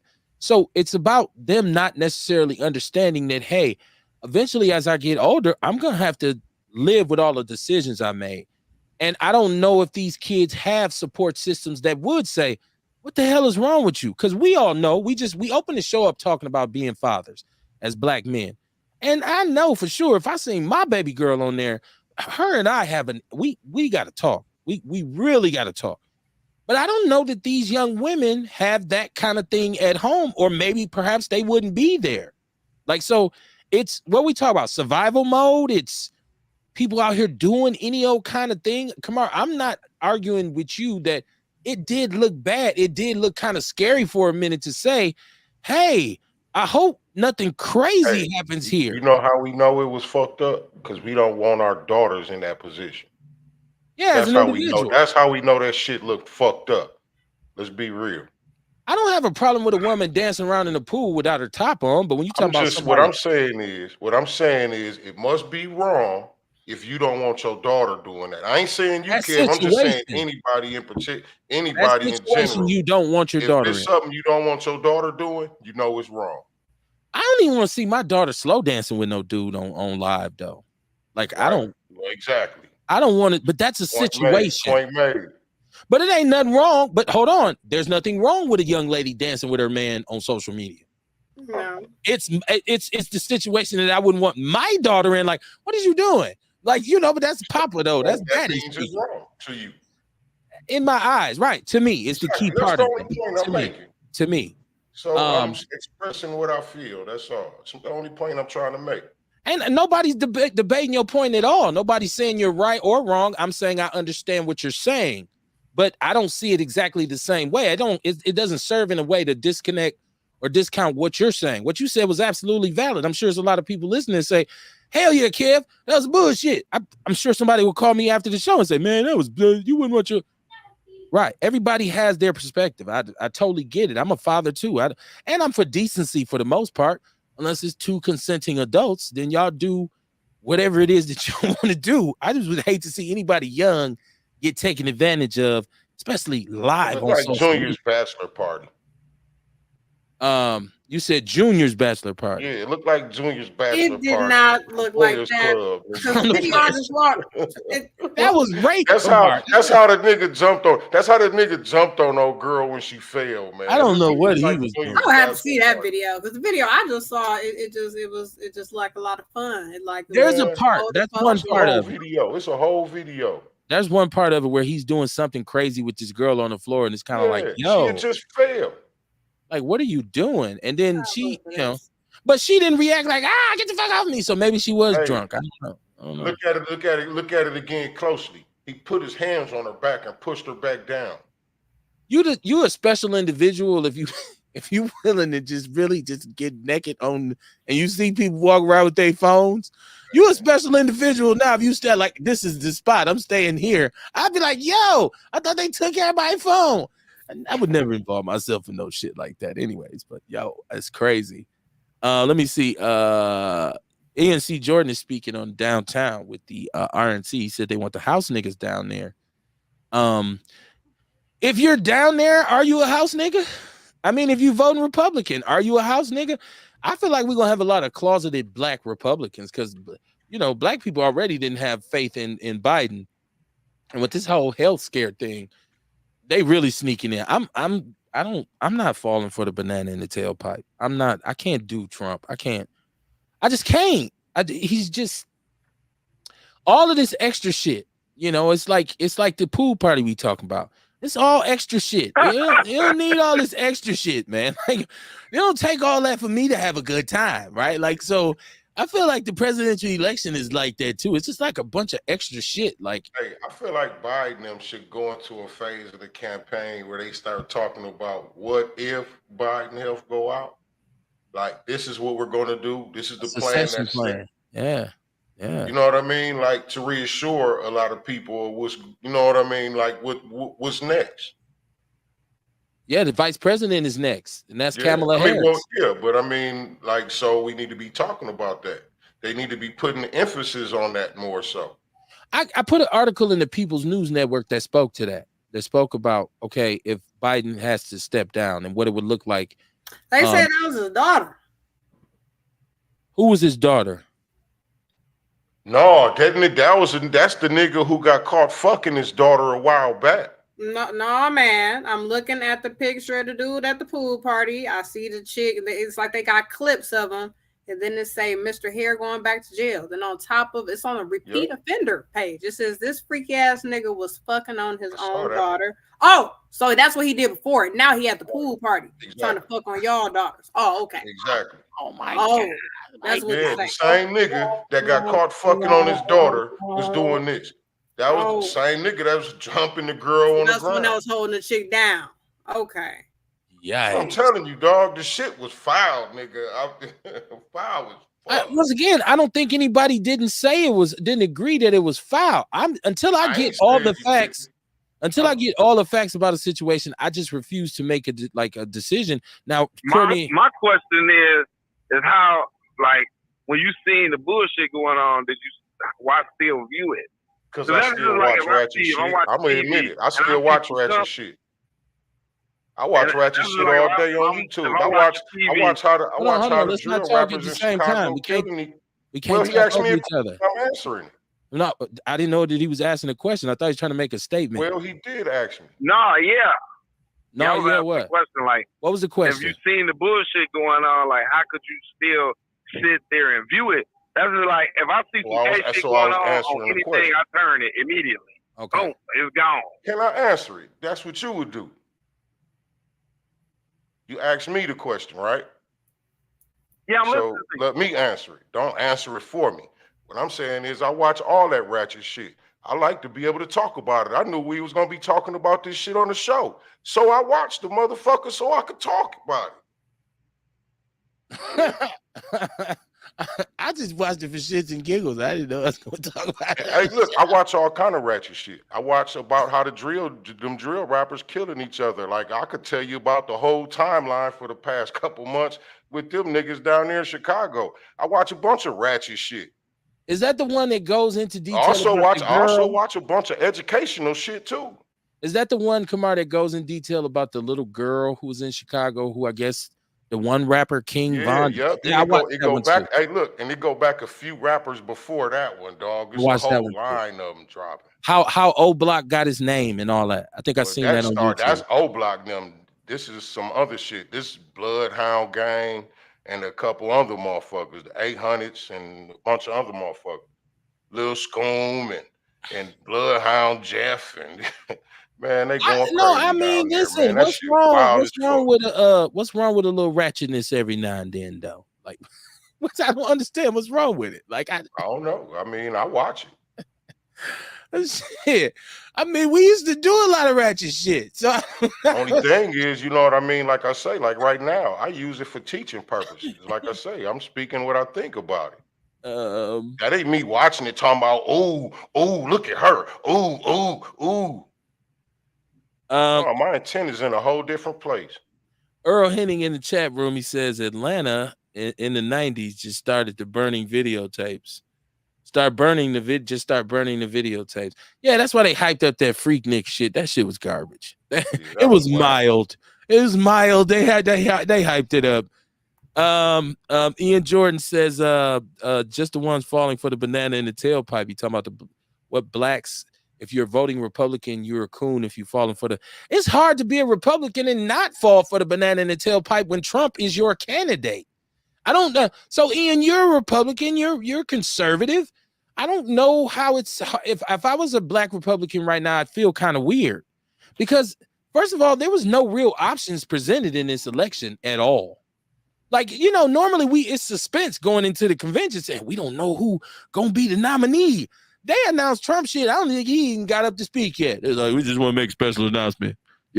Donald Trump, he won. Like, it was like, so, and even on the Democratic side, it's you don't have much to choose from in this election. It is horrible. That's why I say this is by far the worst presidential election that I can recall in my lifetime, and I'm old enough to remember about 4 or 5 of them. I don't want you to do the math on that, because it'll tell you how old I actually see. Look at Courtney. See that? Damn, Kev, you a Jedi. You're 150. He said, I know Trump is probably going to win. I will not vote for him. So you're not going to toe the party line. Okay. Interesting. Mama Jenkins said, where's the video? The video is on Facebook. I don't think I shared that. You just type in pool party and then, you know, go over the post, you know, and then it'll start coming up. Type in What's the name of it, Courtney? Type in pool party in the search bar. And then when it on goes Facebook, to search, right? Yep. Okay. Yeah, it's Facebook, type in pool party in search bar and then click on post, and all the posts will come up regarding this pool party. I don't think I shared that in the People's News Network. I may have, but I don't. Sometimes I do share some ratchet shit in the People's News Network, but I don't think I did with this particular video because, once again, like my brother stated, I felt like there may be some underage individuals. So I was like, I don't know if it's cool to push this along. And if I did, I'm gonna go in there and take it down now, especially in light of what you just said about this pedophile who is known and already not. And see, like I say, hindsight is 20/20. Now that I know that, then I could say, oh, but I didn't know. I thought it was a grown folks party. I didn't know, oh, what they doing? And it was all just like, okay, until that's a notorious part of that video. When it got to that part, and I was like, whoa, this right here is not cool. See, but a minute ago, I seen her twerking while she was down on that ground. She was down. That's what I'm saying. The line became blurred because she was down there dancing. Then there's a part when she's trying to go in what looks like a locker room and she slips and she does fall. No, that's a different. I seen that. That's a different girl. Okay. And she just slid in there. Nobody was all falling all over the place. That's what I said. I thought somebody was gonna get hurt, man. Somebody as much as they was falling. Should have brought some towels. Something. Nobody had a towel. Why didn't anybody have a towel? Them girls was loose with taking them tops off. I was just like, whoa, this is what kind of party is and this? that same girl that fell, right? She walked back past the live one time talking about, anybody know where my bra at? Yeah. Like, I shouldn't be. Damn, this sounds like it was some hours of footage that was being viewed here. Yeah, it sound like back in your time, you'd have had a great 2 minutes. Been great for you. 2 minutes of footage. No, Yeah, I watched a good 45 minutes. They had one that was older women. I watched a good 45 minutes. Women. But I wouldn't. The pool party. And that wasn't even the whole video. Nah. Vince is in the chat room. He says, on any given day, downtown is occupied by most Caucasians. Our people don't frequent downtown. There's nothing. What's down there for us? Like, yeah, the market. What you mean? I mean, yeah, that's cool. But is that that's enjoyable, Courtney? But is that for us though? That is. They do got. Some we got some spots now. We got Slush. We got Truth. We got downtown food tastes like shit. We ain't talking about no club. We ain't talking about no club per se, but restaurants. Like I haven't been downtown in a very long time, so I'm more asking. I mean, we just opened those restaurants. Also, first Slush is a restaurant. All these places serve food that I just named. So yeah, they may be bars and stuff, but you can go during the day if they're open and get you some food, some wings. But then I think that little City Social just next to Brownstone and stuff, I think that's a during the day place to go with your family, and it closes kind of early, and then niggas supposed to be able to go upstairs to the Link place to nightcap and kick it. I'm so old. I don't know. I don't know. I haven't been, but that's what I've heard. Yeah, me neither. I like to go out and eat though. Don't get me wrong. I do a lot of eat. Damn, this lightning hitting hard. Red I do a lot Lobster of eating in Chicago though. And those are all black places I named. I think that shit hinder the city, like us, like the people of Milwaukee. It hinder us more so than anything, because there's a lot of places we can't go. You know what I mean? That shit whack. Okay, so I feel like when I did want to go out, I pretty much went wherever I wanted to. But there's a reduction in the places that we can go to because incidents have gotten them shut down. Like there's no need for Mr. J's to be closed. Like you think of all of the places that we could go that were spots for us that get closed down because motherfuckers come and are habitual line steppers and somebody gets killed, or like even Kamar back in the days when in y'all neighborhood where you had T's Everglades and then you had All Stars across the street. Where it was older and younger on both sides of the street partying, and you can kind of, and if you was real savvy, you could go between the two. Both. Yeah, and then motherfuckers and it's like shut it down. Cheese. Yeah, this motherfucker tripping, man. Go back over here and listen to the blues. He said it's an option. He's talking about Trump being an option. I kind of missed your statement because I'm behind. Tiasha said, my son said that mofo that stole a clan leader vehicle should get a medal because he showed that the security wasn't on their job. And how did he get through the checkpoint? So was that stage also? She said, Yeah, that's what I'm saying. Like we assume these institutions are so infallible. Like, oh, you can't get in here. Like they found cocaine in the White House, right? Like it's just like, and we know that was. We ain't heard shit else about that. Well, we know whose it was. We ain't heard nothing else about. We ain't heard about nobody going to court about that shit. That's Young Hunter, man. Let them catch that shit in your house, in the motherfucker house, in the nigga house. Somebody's going to jail. The White House, they do tours. That's Hunter shit. They found a bag of cocaine. That's Hunter Biden shit. It's probably Joe's. I don't care. I don't care how much it is. That motherfucker somebody supposed to get charged with that shit. It's your house, nigga. It's your shit. Yeah, right. Biden getting red, walking out with my like that shit ain't mine. Nigga, tell on your son, then, motherfucker, give him up. You are right, Kev. There are no real options. Shout out to Ace Cooley. He said you got two racist motherfuckers running for president. Two old white men, right? Like, and that's usually who gets the presidency, an old white dude. And then we had this tethered Negro who had it, and everybody thought he was going to make it Black People Day, and it didn't happen, and we was disappointed. Said, I won't vote for any MAGA Republican candidates ever. I'm with you. I think MAGA means something. I think it stands for something. It says a lot about where you at It's politically. that make America great again. Shit. Yeah. That's what it stands for. Right. Meaning get your foot back on these Negroes' necks. You seen Biden was finna say that shit. Biden be fucking up. He ready to call Trump the vice president. Then what we need to do is make America, get back to it. Like he wants to see. Right. I think Biden was like, Biden be fucking up. What is Biden and what's first of all, what's wrong with y'all mayor? Somebody listen. Let's What he take. did. I ain't saying him. What's wrong with your mayor when he keeps coming out saying shit like Milwaukee is safer than ever? The numbers is say we said, bruh, you can say we are making strides. You can say it's not as high as it was in the previous year. Stop saying Milwaukee is safe. Stop saying it's safer than ever. That's a flat out lie. When you say that?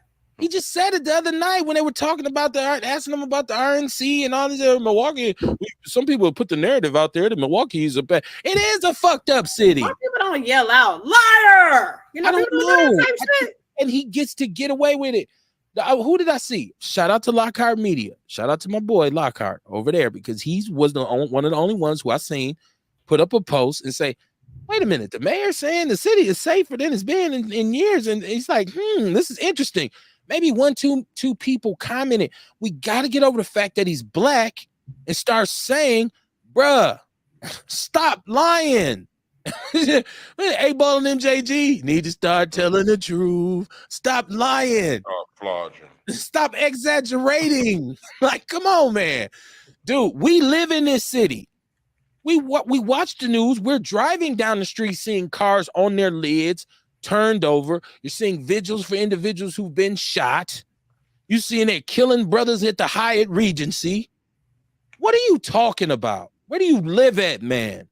Somebody tell this dude, stop saying that. Just say, hey, things are trending upward now. If he said that, I wouldn't be as like if he said, we're making some small steps because when you start saying it's safe, stop it, man. Stop lying.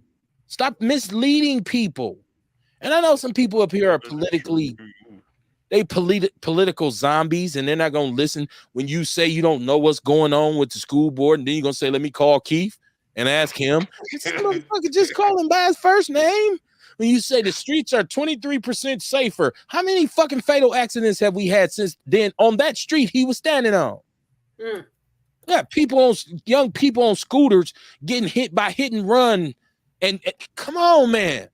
Stop lying, dude. That's all listen, he might be a great guy, but he is full of shit every time he opens his mouth on TV. It's safer. It's just what's safer where? For who, man? For who? Did you not know that they just allegedly set an apartment complex on fire with fireworks in a city that you and your people say fireworks are illegal? That was an accident, kid. That wasn't on purpose. But it's safe. It's safe. Tell them people who just got put out their apartment. It's those people who's laying in their beds like, what the fuck? And lost everything they got. It's safe. Right? Tell all these parents who are losing their children in these accidents. Tell these people it's safe. Tell all these people who are kids getting murdered, and it's still young people, teenagers. It's safe. Tell your poop butt ass school system partners, and you tell a housing authority when you stood there and said, nah, they all right, they doing better. Bruh, they're being run by the feds as you speak. You are a liar, man. Or either you're misinformed. And if I was you, I'd rather be a liar. That's something my father used to say to me. Either you lying or you dumb. And in this case, I'm hoping you're a liar. Because I hope you ain't that dumb. Right? Like, come on, man. That's why I would never vote for dude. Carrie Walker Jones, how you doing? She said, OMG, I just saw that. It's not good. What are you referring to? Pool party video, Ken. Oh, that pool party video. Okay. I didn't know. I'm just making sure. Ian said Biden should drop out. Then we have a 58-year-old Harris with millions behind her. Yeah, don't get some black people started because she used to be she's an attorney. She was attorney general. Yeah, she was attorney general of California. And they said she was prosecuting people over truancy with their schools, with their kids, man. Yeah, she got a dirty record. And that's another thing about the Democrats, man. Like, Like they don't put people in there like we could like remember months ago we was talking about how Biden called people deplorables and criminals and he was for the 94 crime bill and all that. Then now you got him and he said, well, him and Clinton, they apologized. They knew they got people behind them, man. They say, hey, if you pass this is what the scope of it is going to be 20 years down the line, this, that, all. Well, we don't give a fuck. It ain't affecting us. We gonna lock these niggas up and then look at the black people. We be for it. That's why I remember back about last year when we was on here talking about people shouldn't get bail. Well, you don't listen. Be careful what the fuck you wish for because you might be on the other end of that shit one day, and now you can't get bail. They're high. You know what I'm saying? So Kamala Harris and Joe Biden, both of them got shit on their shoes. All.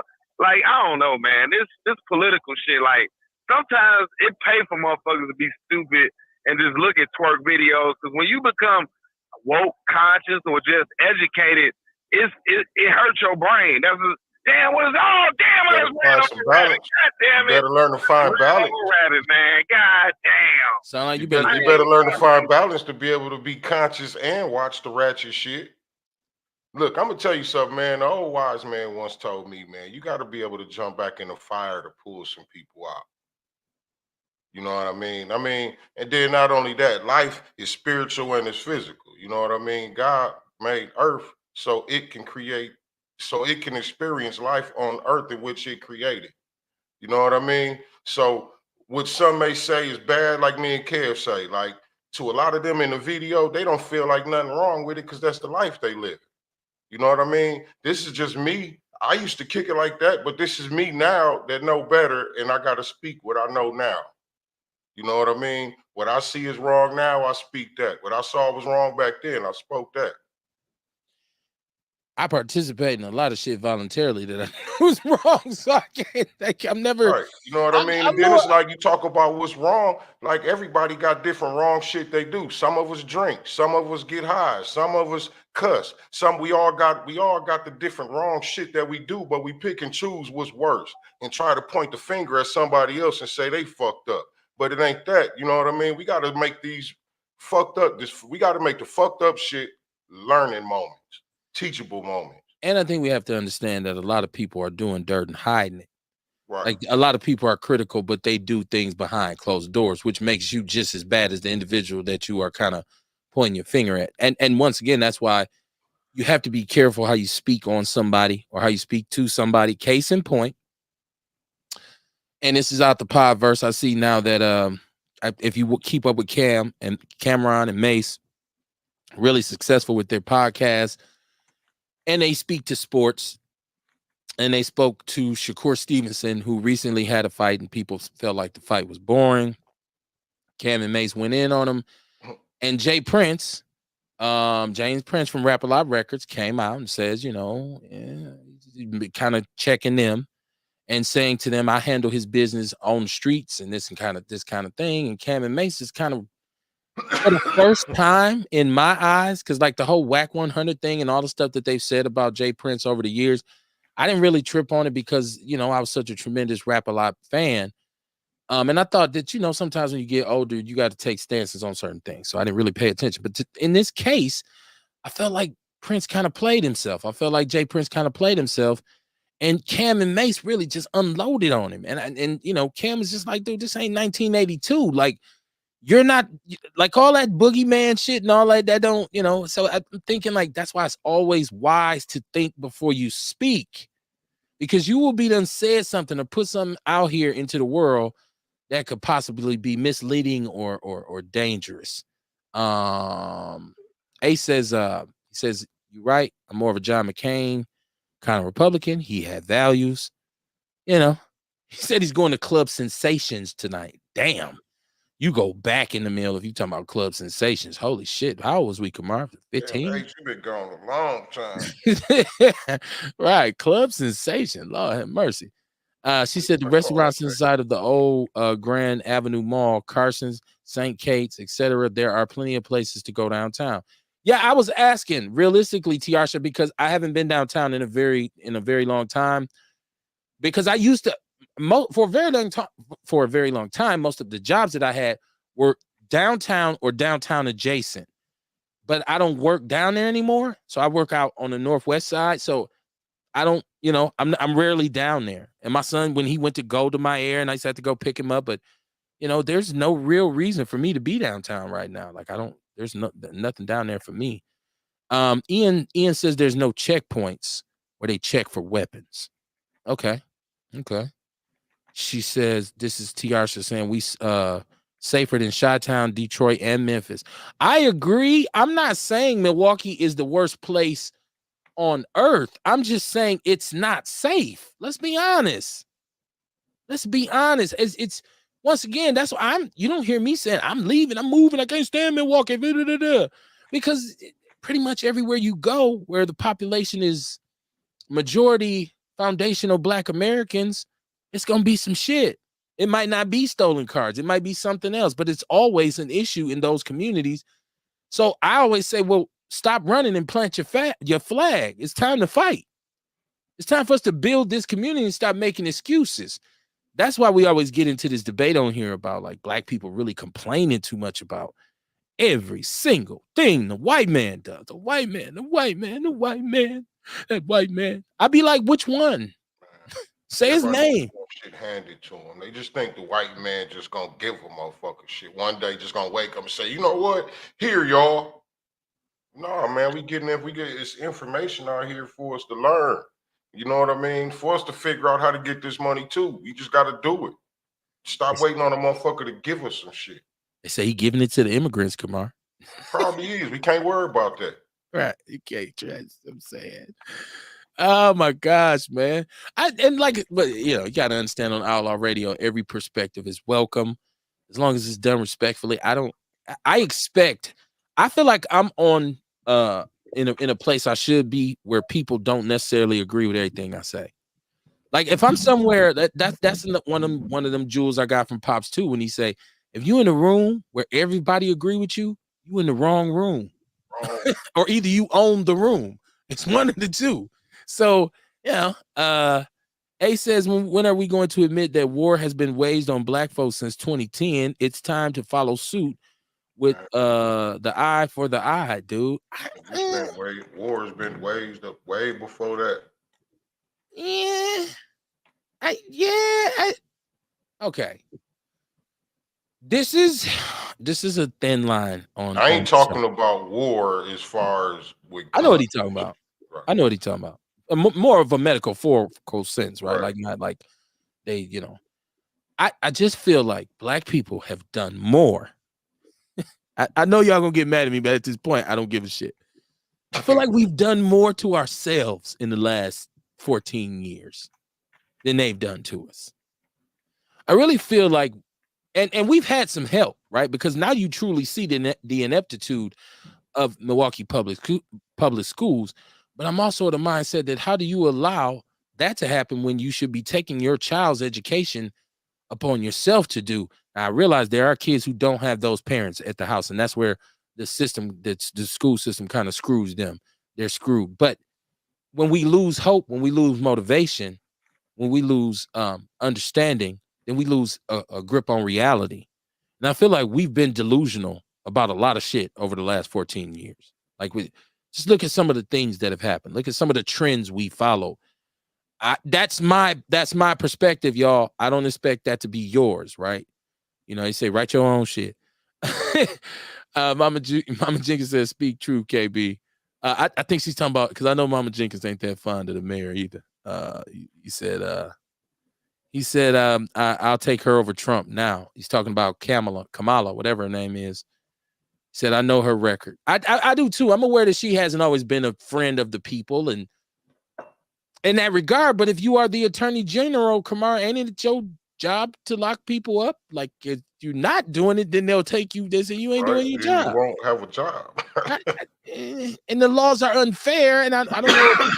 As the Attorney General, is it her job to enforce them or change them? Because I don't think she has the power to change them. Right. You see what I'm saying? Like it's more of like a management position, not necessarily an administrative position.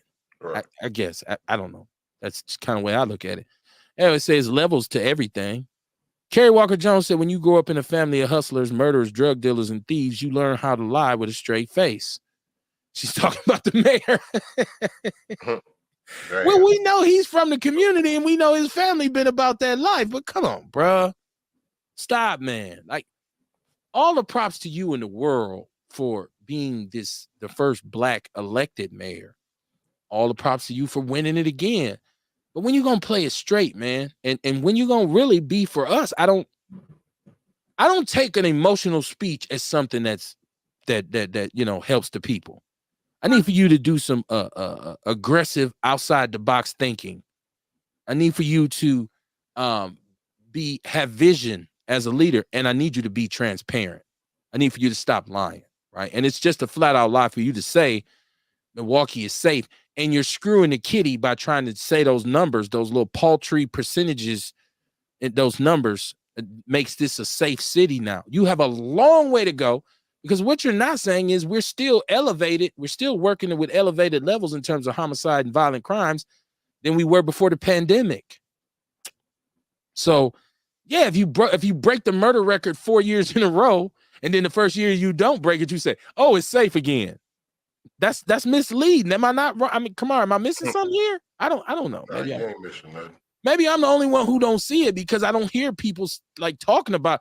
You would think this would be the talk of the town, like a ongoing joke now. Like, hey man, watch the mayor. The mayor on, watch it. Listen to him, y'all. Because it's like wait Well, for it it. kind of is an ongoing joke, right? Because like every time he do a speech, we got something else to say about it. Well, us here, I don't know. That's what I'm talking about. Like it is that. It's just that enough people don't see him. It's just like, man, watch the news. He'd be on the news, and I'd be like, is he serious? I'm like, is he serious? Like, you already won the election. Like Trump, like how when Trump was in office before, you wake up in the morning and they got Trump on the news, you know damn well we finna say something stupid. Yeah. That's how it is. And we're going to reelect him. We're going to put this dude who is one of the worst in terms of the race relations in this country, in terms of the divisiveness in this country. Trump is one of the most crazy offenders in regards to that stuff. And we knew this, and we learned this from his last presidency. But this is what happens when I say, save it up. You don't have to complain about the white man all the time, because when he's going to do something that's truly justifiable, something that you can truly just say that's racism, that justifies our paranoia, I should be saying, towards white people. Because you see, they've given him legal help. They've given him immunity. Now they just threw out, in the midst of him getting his ear shot, they just forgot that they threw out the case for the documents. So they just ruled today he's immune to that. That was thrown out. But he's still a 34. Judge he appointed. Right, of course.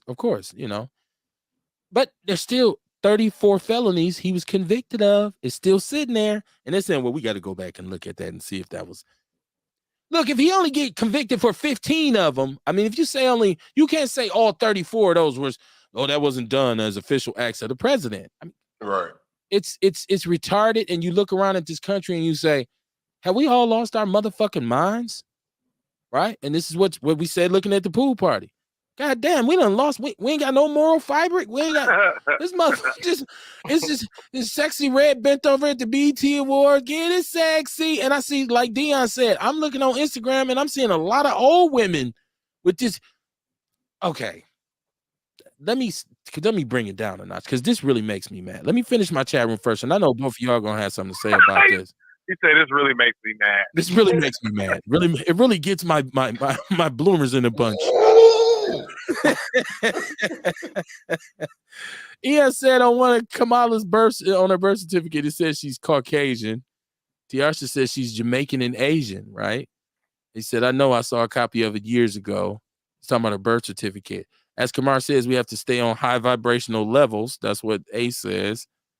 Ian's Cam and Mace are hilarious. I watched Cam and Mace. It's hilarious, man. They are funny. I watched that too. Yeah, them dudes are something else. I watched Milwaukee. Said Milwaukee is bad as fuck. My sister got killed there and the nigga beat it. Damn, Ian, condolences to your family, man. Condolences. He said, fuck Milwaukee. I hear you, man. I hear you. Especially if you got a loss like that. Vince Tony said he, the Caucasian, had given us those grant dollars forever. War was waived on our culture immediately after they claimed that we were free. Oh shit. Here we go with this freedom conversation again, Kamar. Mhm. Kerry says that's so true. Black people are our worst problems. And I hate to say it like that because I'm a proud man of color. Look, I love being black. I love the hood. I was in the hood. I don't try to come speak from no ivory tower. I'm not really shitting on people that are still in those situations. But I think that collectively there needs to be some sort of movement within our communities to say, hey, man, we got to stop this shit. Because right now it's getting down to crunch time. Because we on the what they call the edge of gentrification. It's already happening. Oh yeah. But it's going to pick up speed and become even faster and more efficient. We're on the precipice, if you will, of mass. I'm not saying it ain't already happening, but I'm talking about mass gentrification. And the only way out of that is for us to straighten up and say, hey, we got to get a grip, man. This is one of the main reasons they're going to be able to put us out because we don't own a goddamn thing. And not only do we not own shit, but we killing each other for shit that we don't own. This is my block. Mm-hmm. This our spot. You know, that's one of the biggest things I be tripping off of. You know what I mean? Like how we used to be when we was young. You know what I mean? Talking about our shit, this our hood, this our block. And then I look at the young brothers that do that shit now. And you know what I mean? It's like, dog, don't nobody own shit. At least our parents owned their homes for the most part that we was fighting over. At least on my end, we actually live over here, motherfucker. Like this, but then some of these people come out like you saying, like they renters, they're nomadish almost, and they stay in the same area. I've been in 53206 my whole life. Maybe you should try something different. I don't know. Key said, "Kev, motherfuckers in apartment buildings, motherfuckers in apartment buildings and shit claiming the block. Like, this ain't your shit, man." Right, and if we all just say, hey man, why listen, because if we all selling drugs, and this is something else that I probably get in trouble for. If we all selling drugs, why are we fighting over these blocks? Why don't we consolidate and get enough money to rebuild and invest in our community? That's what they do. What do I say? Behind every great fortune is a great crime, and behind every great crime is a white dude. So how do you think they acquire shit, right? They start illegal and then they finish up legal. They clean their money up. A says, look at the Tyrone Maze rat experiment. He said it's all about the environment. Your environment has a whole lot to do with where you are. We know that because situations and circumstances arise from, your environment. So you're entirely correct in that statement. Ian said, I'm making a video about the policies that actually were not that about his policies that were actually not that good. We've asked people to if they're so enthralled with Trump's policies, tell us which ones you like so much. Because I don't recall anything that he ever really did to, make Black America great again. I don't. Was it ever great? Shit, he ain't do nothing to make America great. He put tariffs on China. How is them imports still over here helping the economy? They're going to charge more. And took down the protocols for disease that really kind of helped the COVID virus run rampant. This who you want back in office. Obama, you can say what you want about him, but they did have protocols in place for epidemics, pandemics, I mean. He dismantled it. Don't forget he recognized Israel as a state. Of course, but Black people love him because he got shot and he got sneakers and he has a mug shot. He said, I'm sending. He been indicted. He said he's gonna send it to me. But please do that, Ian. Send it to me. Forward it to me. But you know what though, Ken? No bullshit. You'll be surprised. I was talking to a woman earlier, like I was telling you about. I'm taking vacation down to Georgia, and I was talking to her, and I was like, "Do you know about sundown towns? Y'all got sun?" She was like, "I never heard it." And she was a Black woman. How the fuck you living in Georgia? But she was like, "I've been living here all my life, and it's pretty safe." I said, "Yeah." I said, Ahmaud Arbery lived there all his life too, and look what happened to him in New Brunswick, Georgia. I forgot. I know she said she moved from Atlanta to Rome, Georgia, and then she said another part, but it's like sundown. We live up north, and we ain't really got to worry about that shit. How you live down south and don't know about sundown towns? That's just like when we was talking and you informed me, and that was true. You was like, bro, you know what I'm saying? Like, And that was real shit. Like, yeah, it's a lot of people don't know. They don't even know about what's going on today. So how the fuck you keep on talking about what was going on in 1865 and 1619 and 1577 and shit like that? They don't know about what's going on in 2024. I said, yeah, you're right. I couldn't even. And that shit, like, it marinated on me. And I said, you right. Motherfuckers don't know about nothing. You know what I'm saying? It be some shit we talking to. I don't know if Courtney's still here because I can't see the video. But we'll say some shit, some old shit. She be like, what's that? Like when you just said something about Dog Pound. What's that?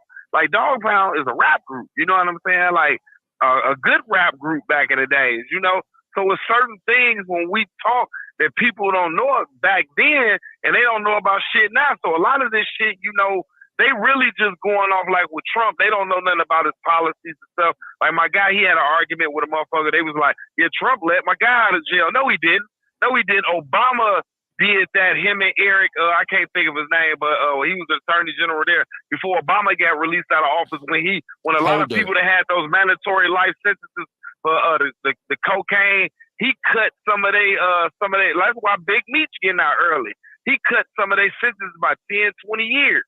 You know what I'm saying? Eric Holder. You know what I'm saying? So they be like, oh, Trump did that. You know, so it just be crazy. But I'm going to let y'all go. I'm going to hang up and listen unless you spark something. Because I'm going down this road and like the old folks say, it's lightning. I don't want to get struck. Because it's a shit show out here. I don't know if you're looking up at the sky, but they dancing out here, these lightning bolts and shit. So when I make it back to the job, if y'all have said some shit, you know what I'm saying, I'll call back. I love y'all Outlaw family. Hey, Buddha, you know you my nigga, boy. We gonna always have to debate. I love intellectual debates. Real, love you, boy. Courtney, if you on there.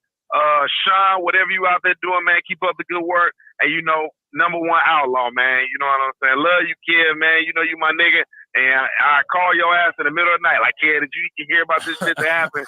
You know what I'm saying? You will. Cause I need somebody to talk to. I be needing a motherfucker to talk to. But yeah, man, I ain't up to listen, bro. All right. Love. Shout out to you. Put that shit down too, bull. Put that shit down. You always emphasizing this good life. Stop smoking that shit. That's part of it. Leave that weed alone. Leave weed part alone. of it. Decriminalized, man. Kerry Walker Jones said Milwaukee used to be a working state for black people. We live well off industrial jobs like L. Smith and Alice Chalmers. I maybe spelled it wrong. No, the breweries were good and old boy companies, but there was not as much desperation. No, we once had the highest standard of living in this country for black people. I was born in the smack dab in the middle of that generation. I'm a funk baby. I was born in 1975. So I remember those days. And you're right, the crime in the community was nowhere near as rampant. But you know, poverty, and we went over this whole thing about how poverty creates this desperation, and you know, you in survival mode. Like it you know, poor people don't really have time to make all these rational decisions all the time. Sometimes you have an option, but I also think poor people don't take advantage of certain things, and that's why they are like doomed to keep going in this vicious circle, because sooner or later you got to get off the ride. Sooner or later you got to say, next time this motherfucker stop, I'm getting off. Some people just stay on the ride, right? Like, and they just won't get off. Vince says the Caucasians are preparing David Crowley to become the next mayor. Johnson has pissed off those millionaire supports by doing shit they consider stupid. You know, I can see that. I mean, you pick and choose your niggers. You play with your niggers. You move them on the board accordingly. Shout out to DC. When I talked to DC, he told me of a different plan, and I'm not at liberty to kind of reveal that. I I have to respect his privacy, and what I told him was confidential. But yeah. I mean, I could see them finding somebody else. I mean, look what they did to our sister. Look what they did to our brother, Lena and Ashanti. At one point, we thought either one of them would be next in line for some sort of position, and it just never happened because I guess eventually they pissed somebody off, somebody in the wrong place. Mama Jenkins said, little buddy and the chief need to be gone. They both are pitiful and disgusting.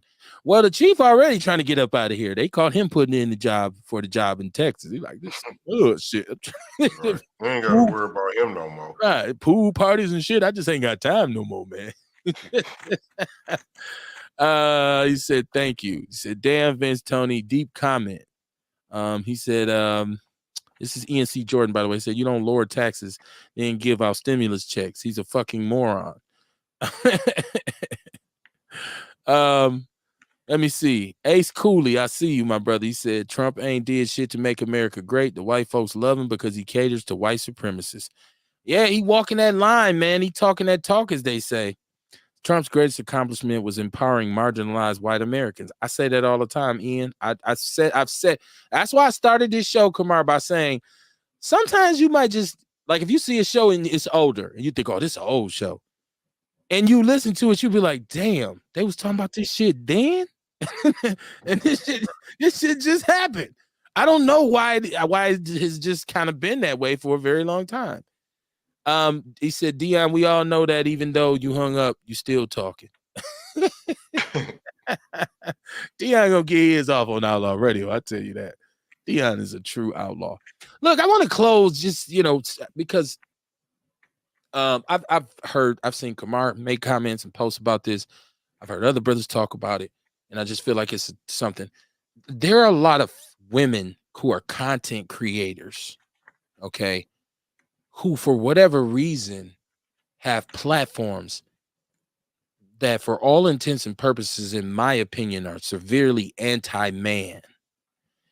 And I get that maybe you're trying to deliver a message of empowerment for sisters. I get that. I get that maybe you're saying, hey, I need to speak to the sister who don't have, a significant other, or she's tried her best to find a relationship and, she can't. I'm speaking for her. I'm speaking to her.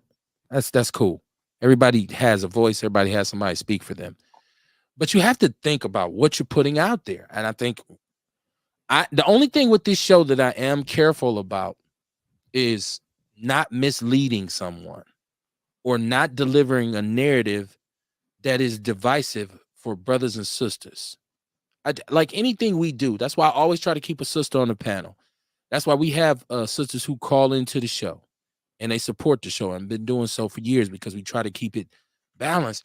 But when I'm scrolling and I'm seeing some of these posts and I'm seeing women say a man has to do this and a man should do that and a man I'm saying, how do you know? You're not a man. Did you watch another man do it? And now this is the instruction manual? Like, you're speaking on something you don't actually understand, because if you're a woman, a real woman, as they say, a cisgender woman, you have no idea what it's like to be a man because you don't have masculinity in you, and vice versa. As a heterosexual male, I don't know everything about women. I can't speak on what a woman should. What I would say is I would prefer a woman who, or I enjoy the company of a woman who. I'm not saying all you could talk about is what's good for you. For me, I can't tell a woman how to be a woman.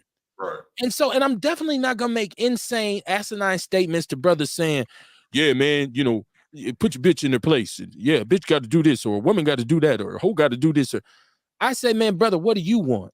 That's what I add when brothers say, Kev, it ain't no good women out here. I said, well, what you looking for? And where are you looking for them at? Because there are some good women and there's a lot of good brothers. But I just see these, and sometimes I'm like, do we have lonely people taking advice from other lonely people? Because that's counterproductive. I don't know if y'all and that's what it is, though. Because a lot of the time, the women, when they be kicking it like that, them women don't be married. The married women are usually happy. Most of the time, you don't see them ragging men. Right. It's usually the single ones. So you know what I mean. That's something I feel like should be taken a look at. Like, you know what I mean. If I want a woman to tell me about a relationship, I want her to be married and have been successfully married. You know what I'm saying? Now tell me what it takes to be in a good relationship. You know what I'm saying? At least don't tell me what a man should do. Well, I mean, she can't even tell me what a man should do, because she can only tell me what a man can do for her or should do for her. You know what I mean? I'm just saying, like, when speaking on a relationship, period. Right. You know what I mean? Give me somebody that's successful at something to tell me about something. I'd rather take advice from a winner than a loser. Yeah. Right. So I get that. Not nobody who ain't even in a race. But or either voice your own individual frustrations. Like, say, hey, Why do men do this? Because I've seen sisters put up posts and say, why do men do? Or how come some men da? That's a woman who's trying to get an understanding instead of saying, men make me sick because they all Right. No, baby girl, that's not true. That's you. That's you. That's on you. Once again, I just think sometimes you got to be careful. Social media is such a monster that whether or not we want to admit it, there's a lot of influence. There's a lot of influence. There's a lot of taste making. There's a lot of, people who are really saying, hey, it's the same reason why anybody would listen to this show and identify with this show. Like, oh, I can rock with this. This is shit that I talk about. This is what's important to me, even though my goal is not to influence anybody in any kind of way. But there are some people whose goals are to influence you for several different reasons. And so a lot of times I also see women who are on there looking for affirmation, to feel like that this is going to make them somebody important. Like this confirms you. Right?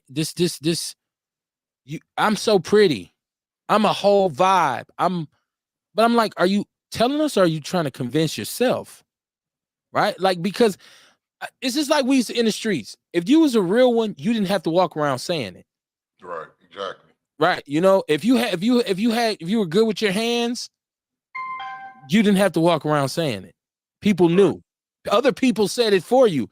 If you're great, other people will say it. You don't have to continuously walk around beating your chest.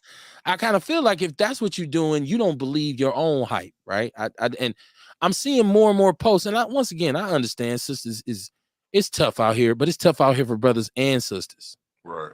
And I know sisters out here, like, there's a lot of women who want a man and who want a relationship, but sometimes I'm looking at what their requirements are and what their demands are. And I'm like, you never going to get a real relationship because what you want is too one-sided.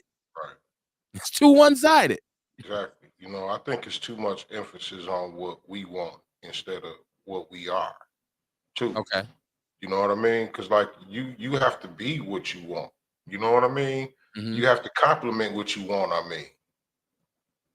Like, let me see a better way to put that. Well, I would say that too, Kamar, is too much focusing on what I want instead of what we want. Right.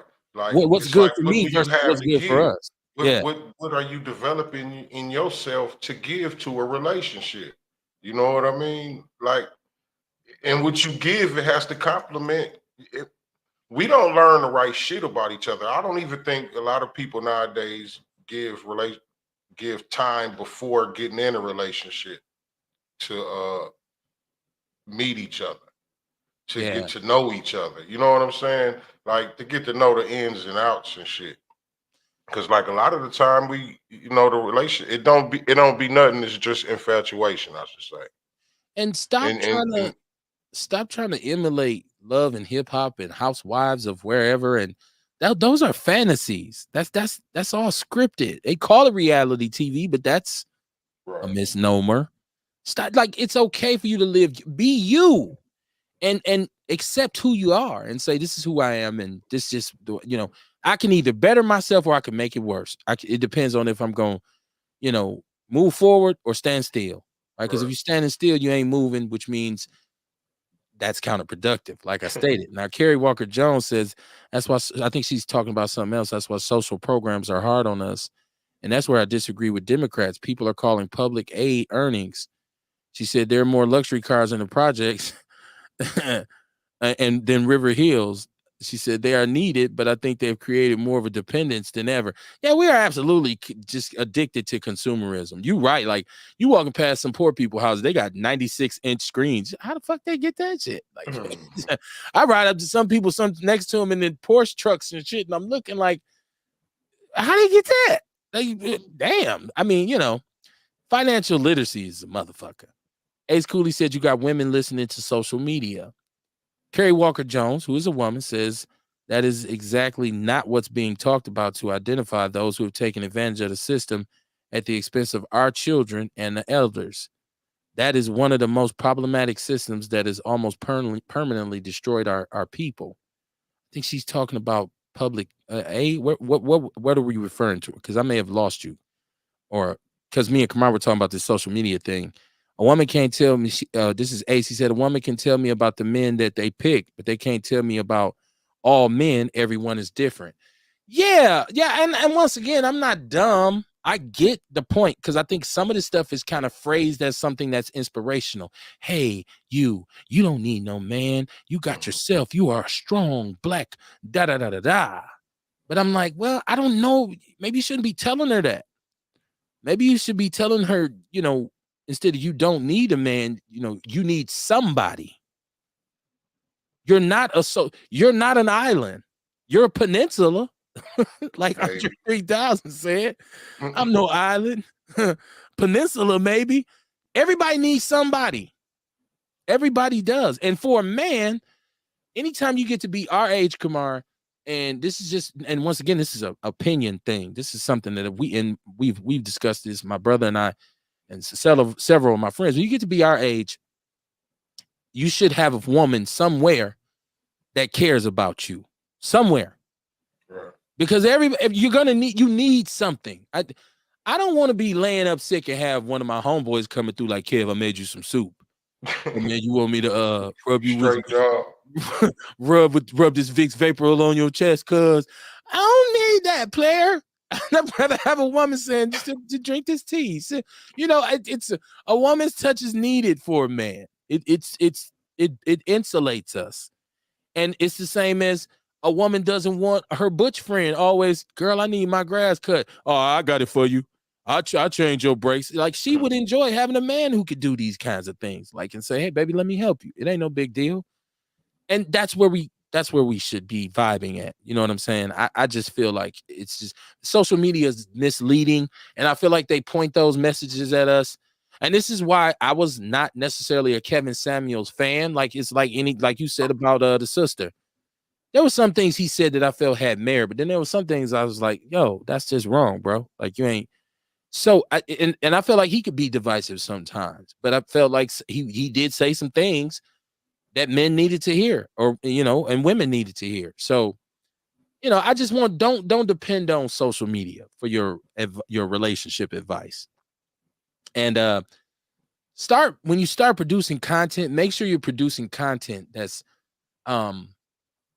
I'm trying to think of the right word, digestible, mentally digestible, as opposed to something that's toxic and poisonous. Because sometimes you can plant a seed of dysfunction and it grows into a wild tree, right? Mama Jenkins said, my mom always said, as a woman, learn who you want to breathe in your face and pull your drawers off for. Okay. That's good one. Right. If I could stand your morning breath and how you look without makeup and weave and this and that, and you could, stand vice versa, I think we probably can get along. We probably can be something.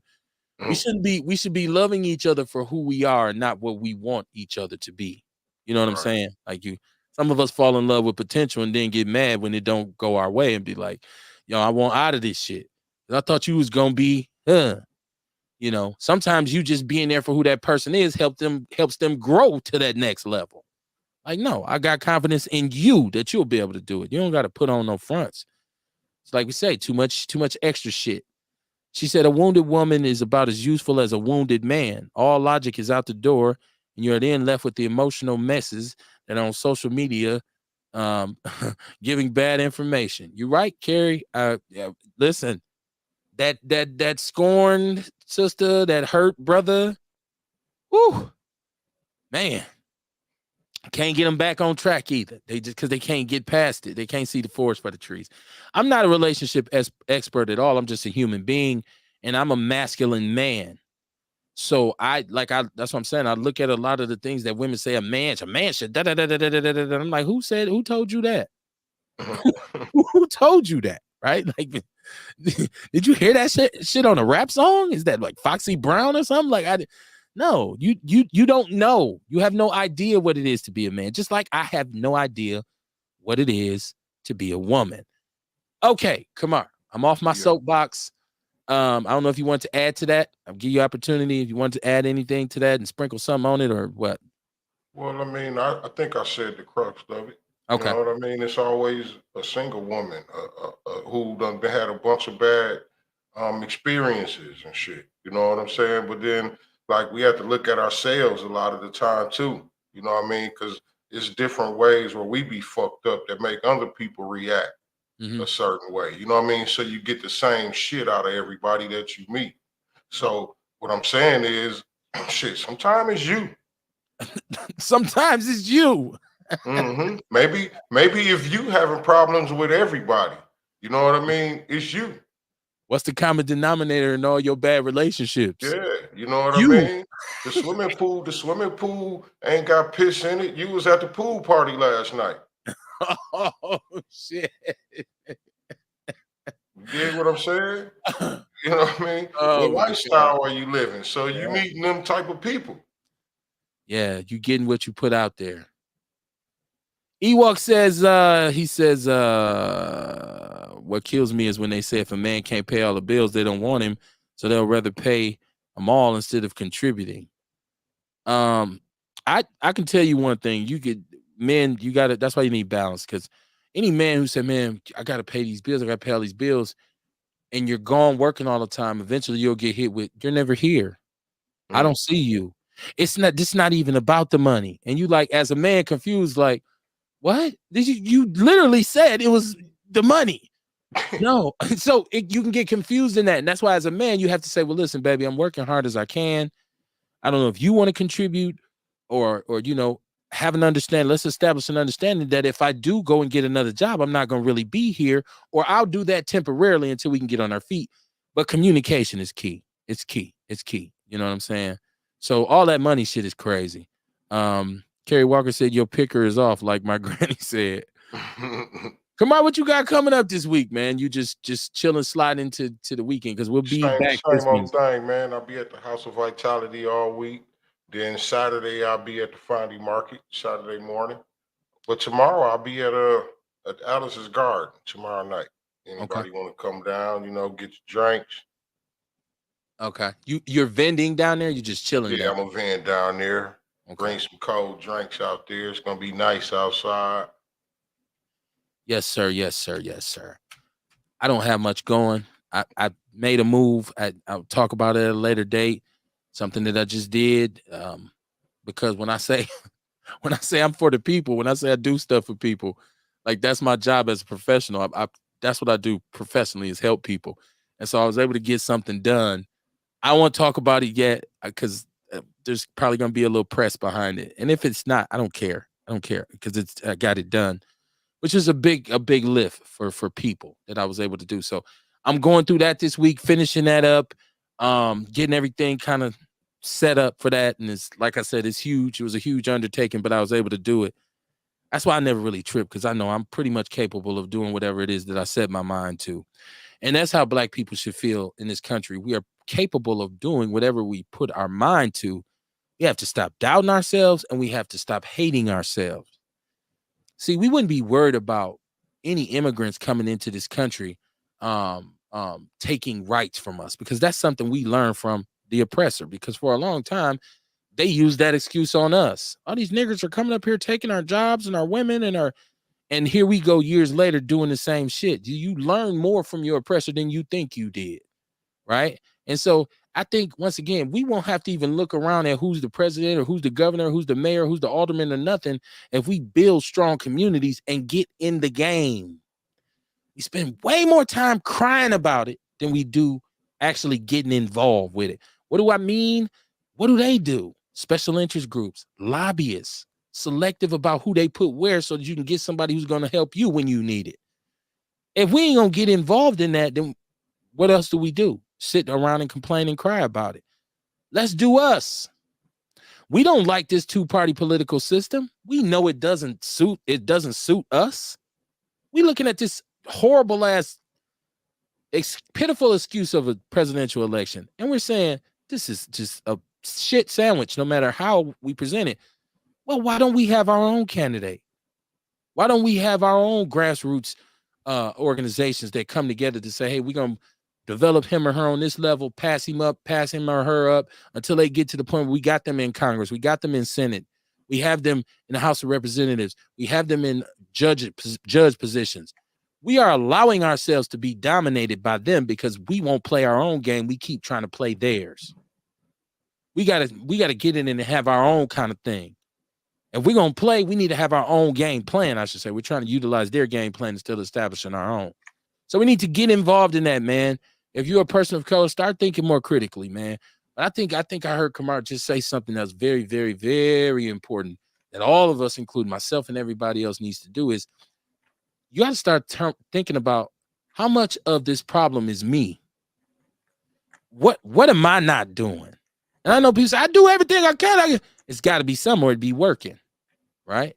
Mm-hmm. Whether that, maybe you might need to get out on your knees and pray or meditate, however you get to it, whatever you utilize to establish a link between you and your chosen deity, you need to get involved in that. But there's always something more that you could be doing. Don't run from that, run to that. And then you become a doer as opposed to a crybaby, right? Because we know what happens to individuals who all they do is complain.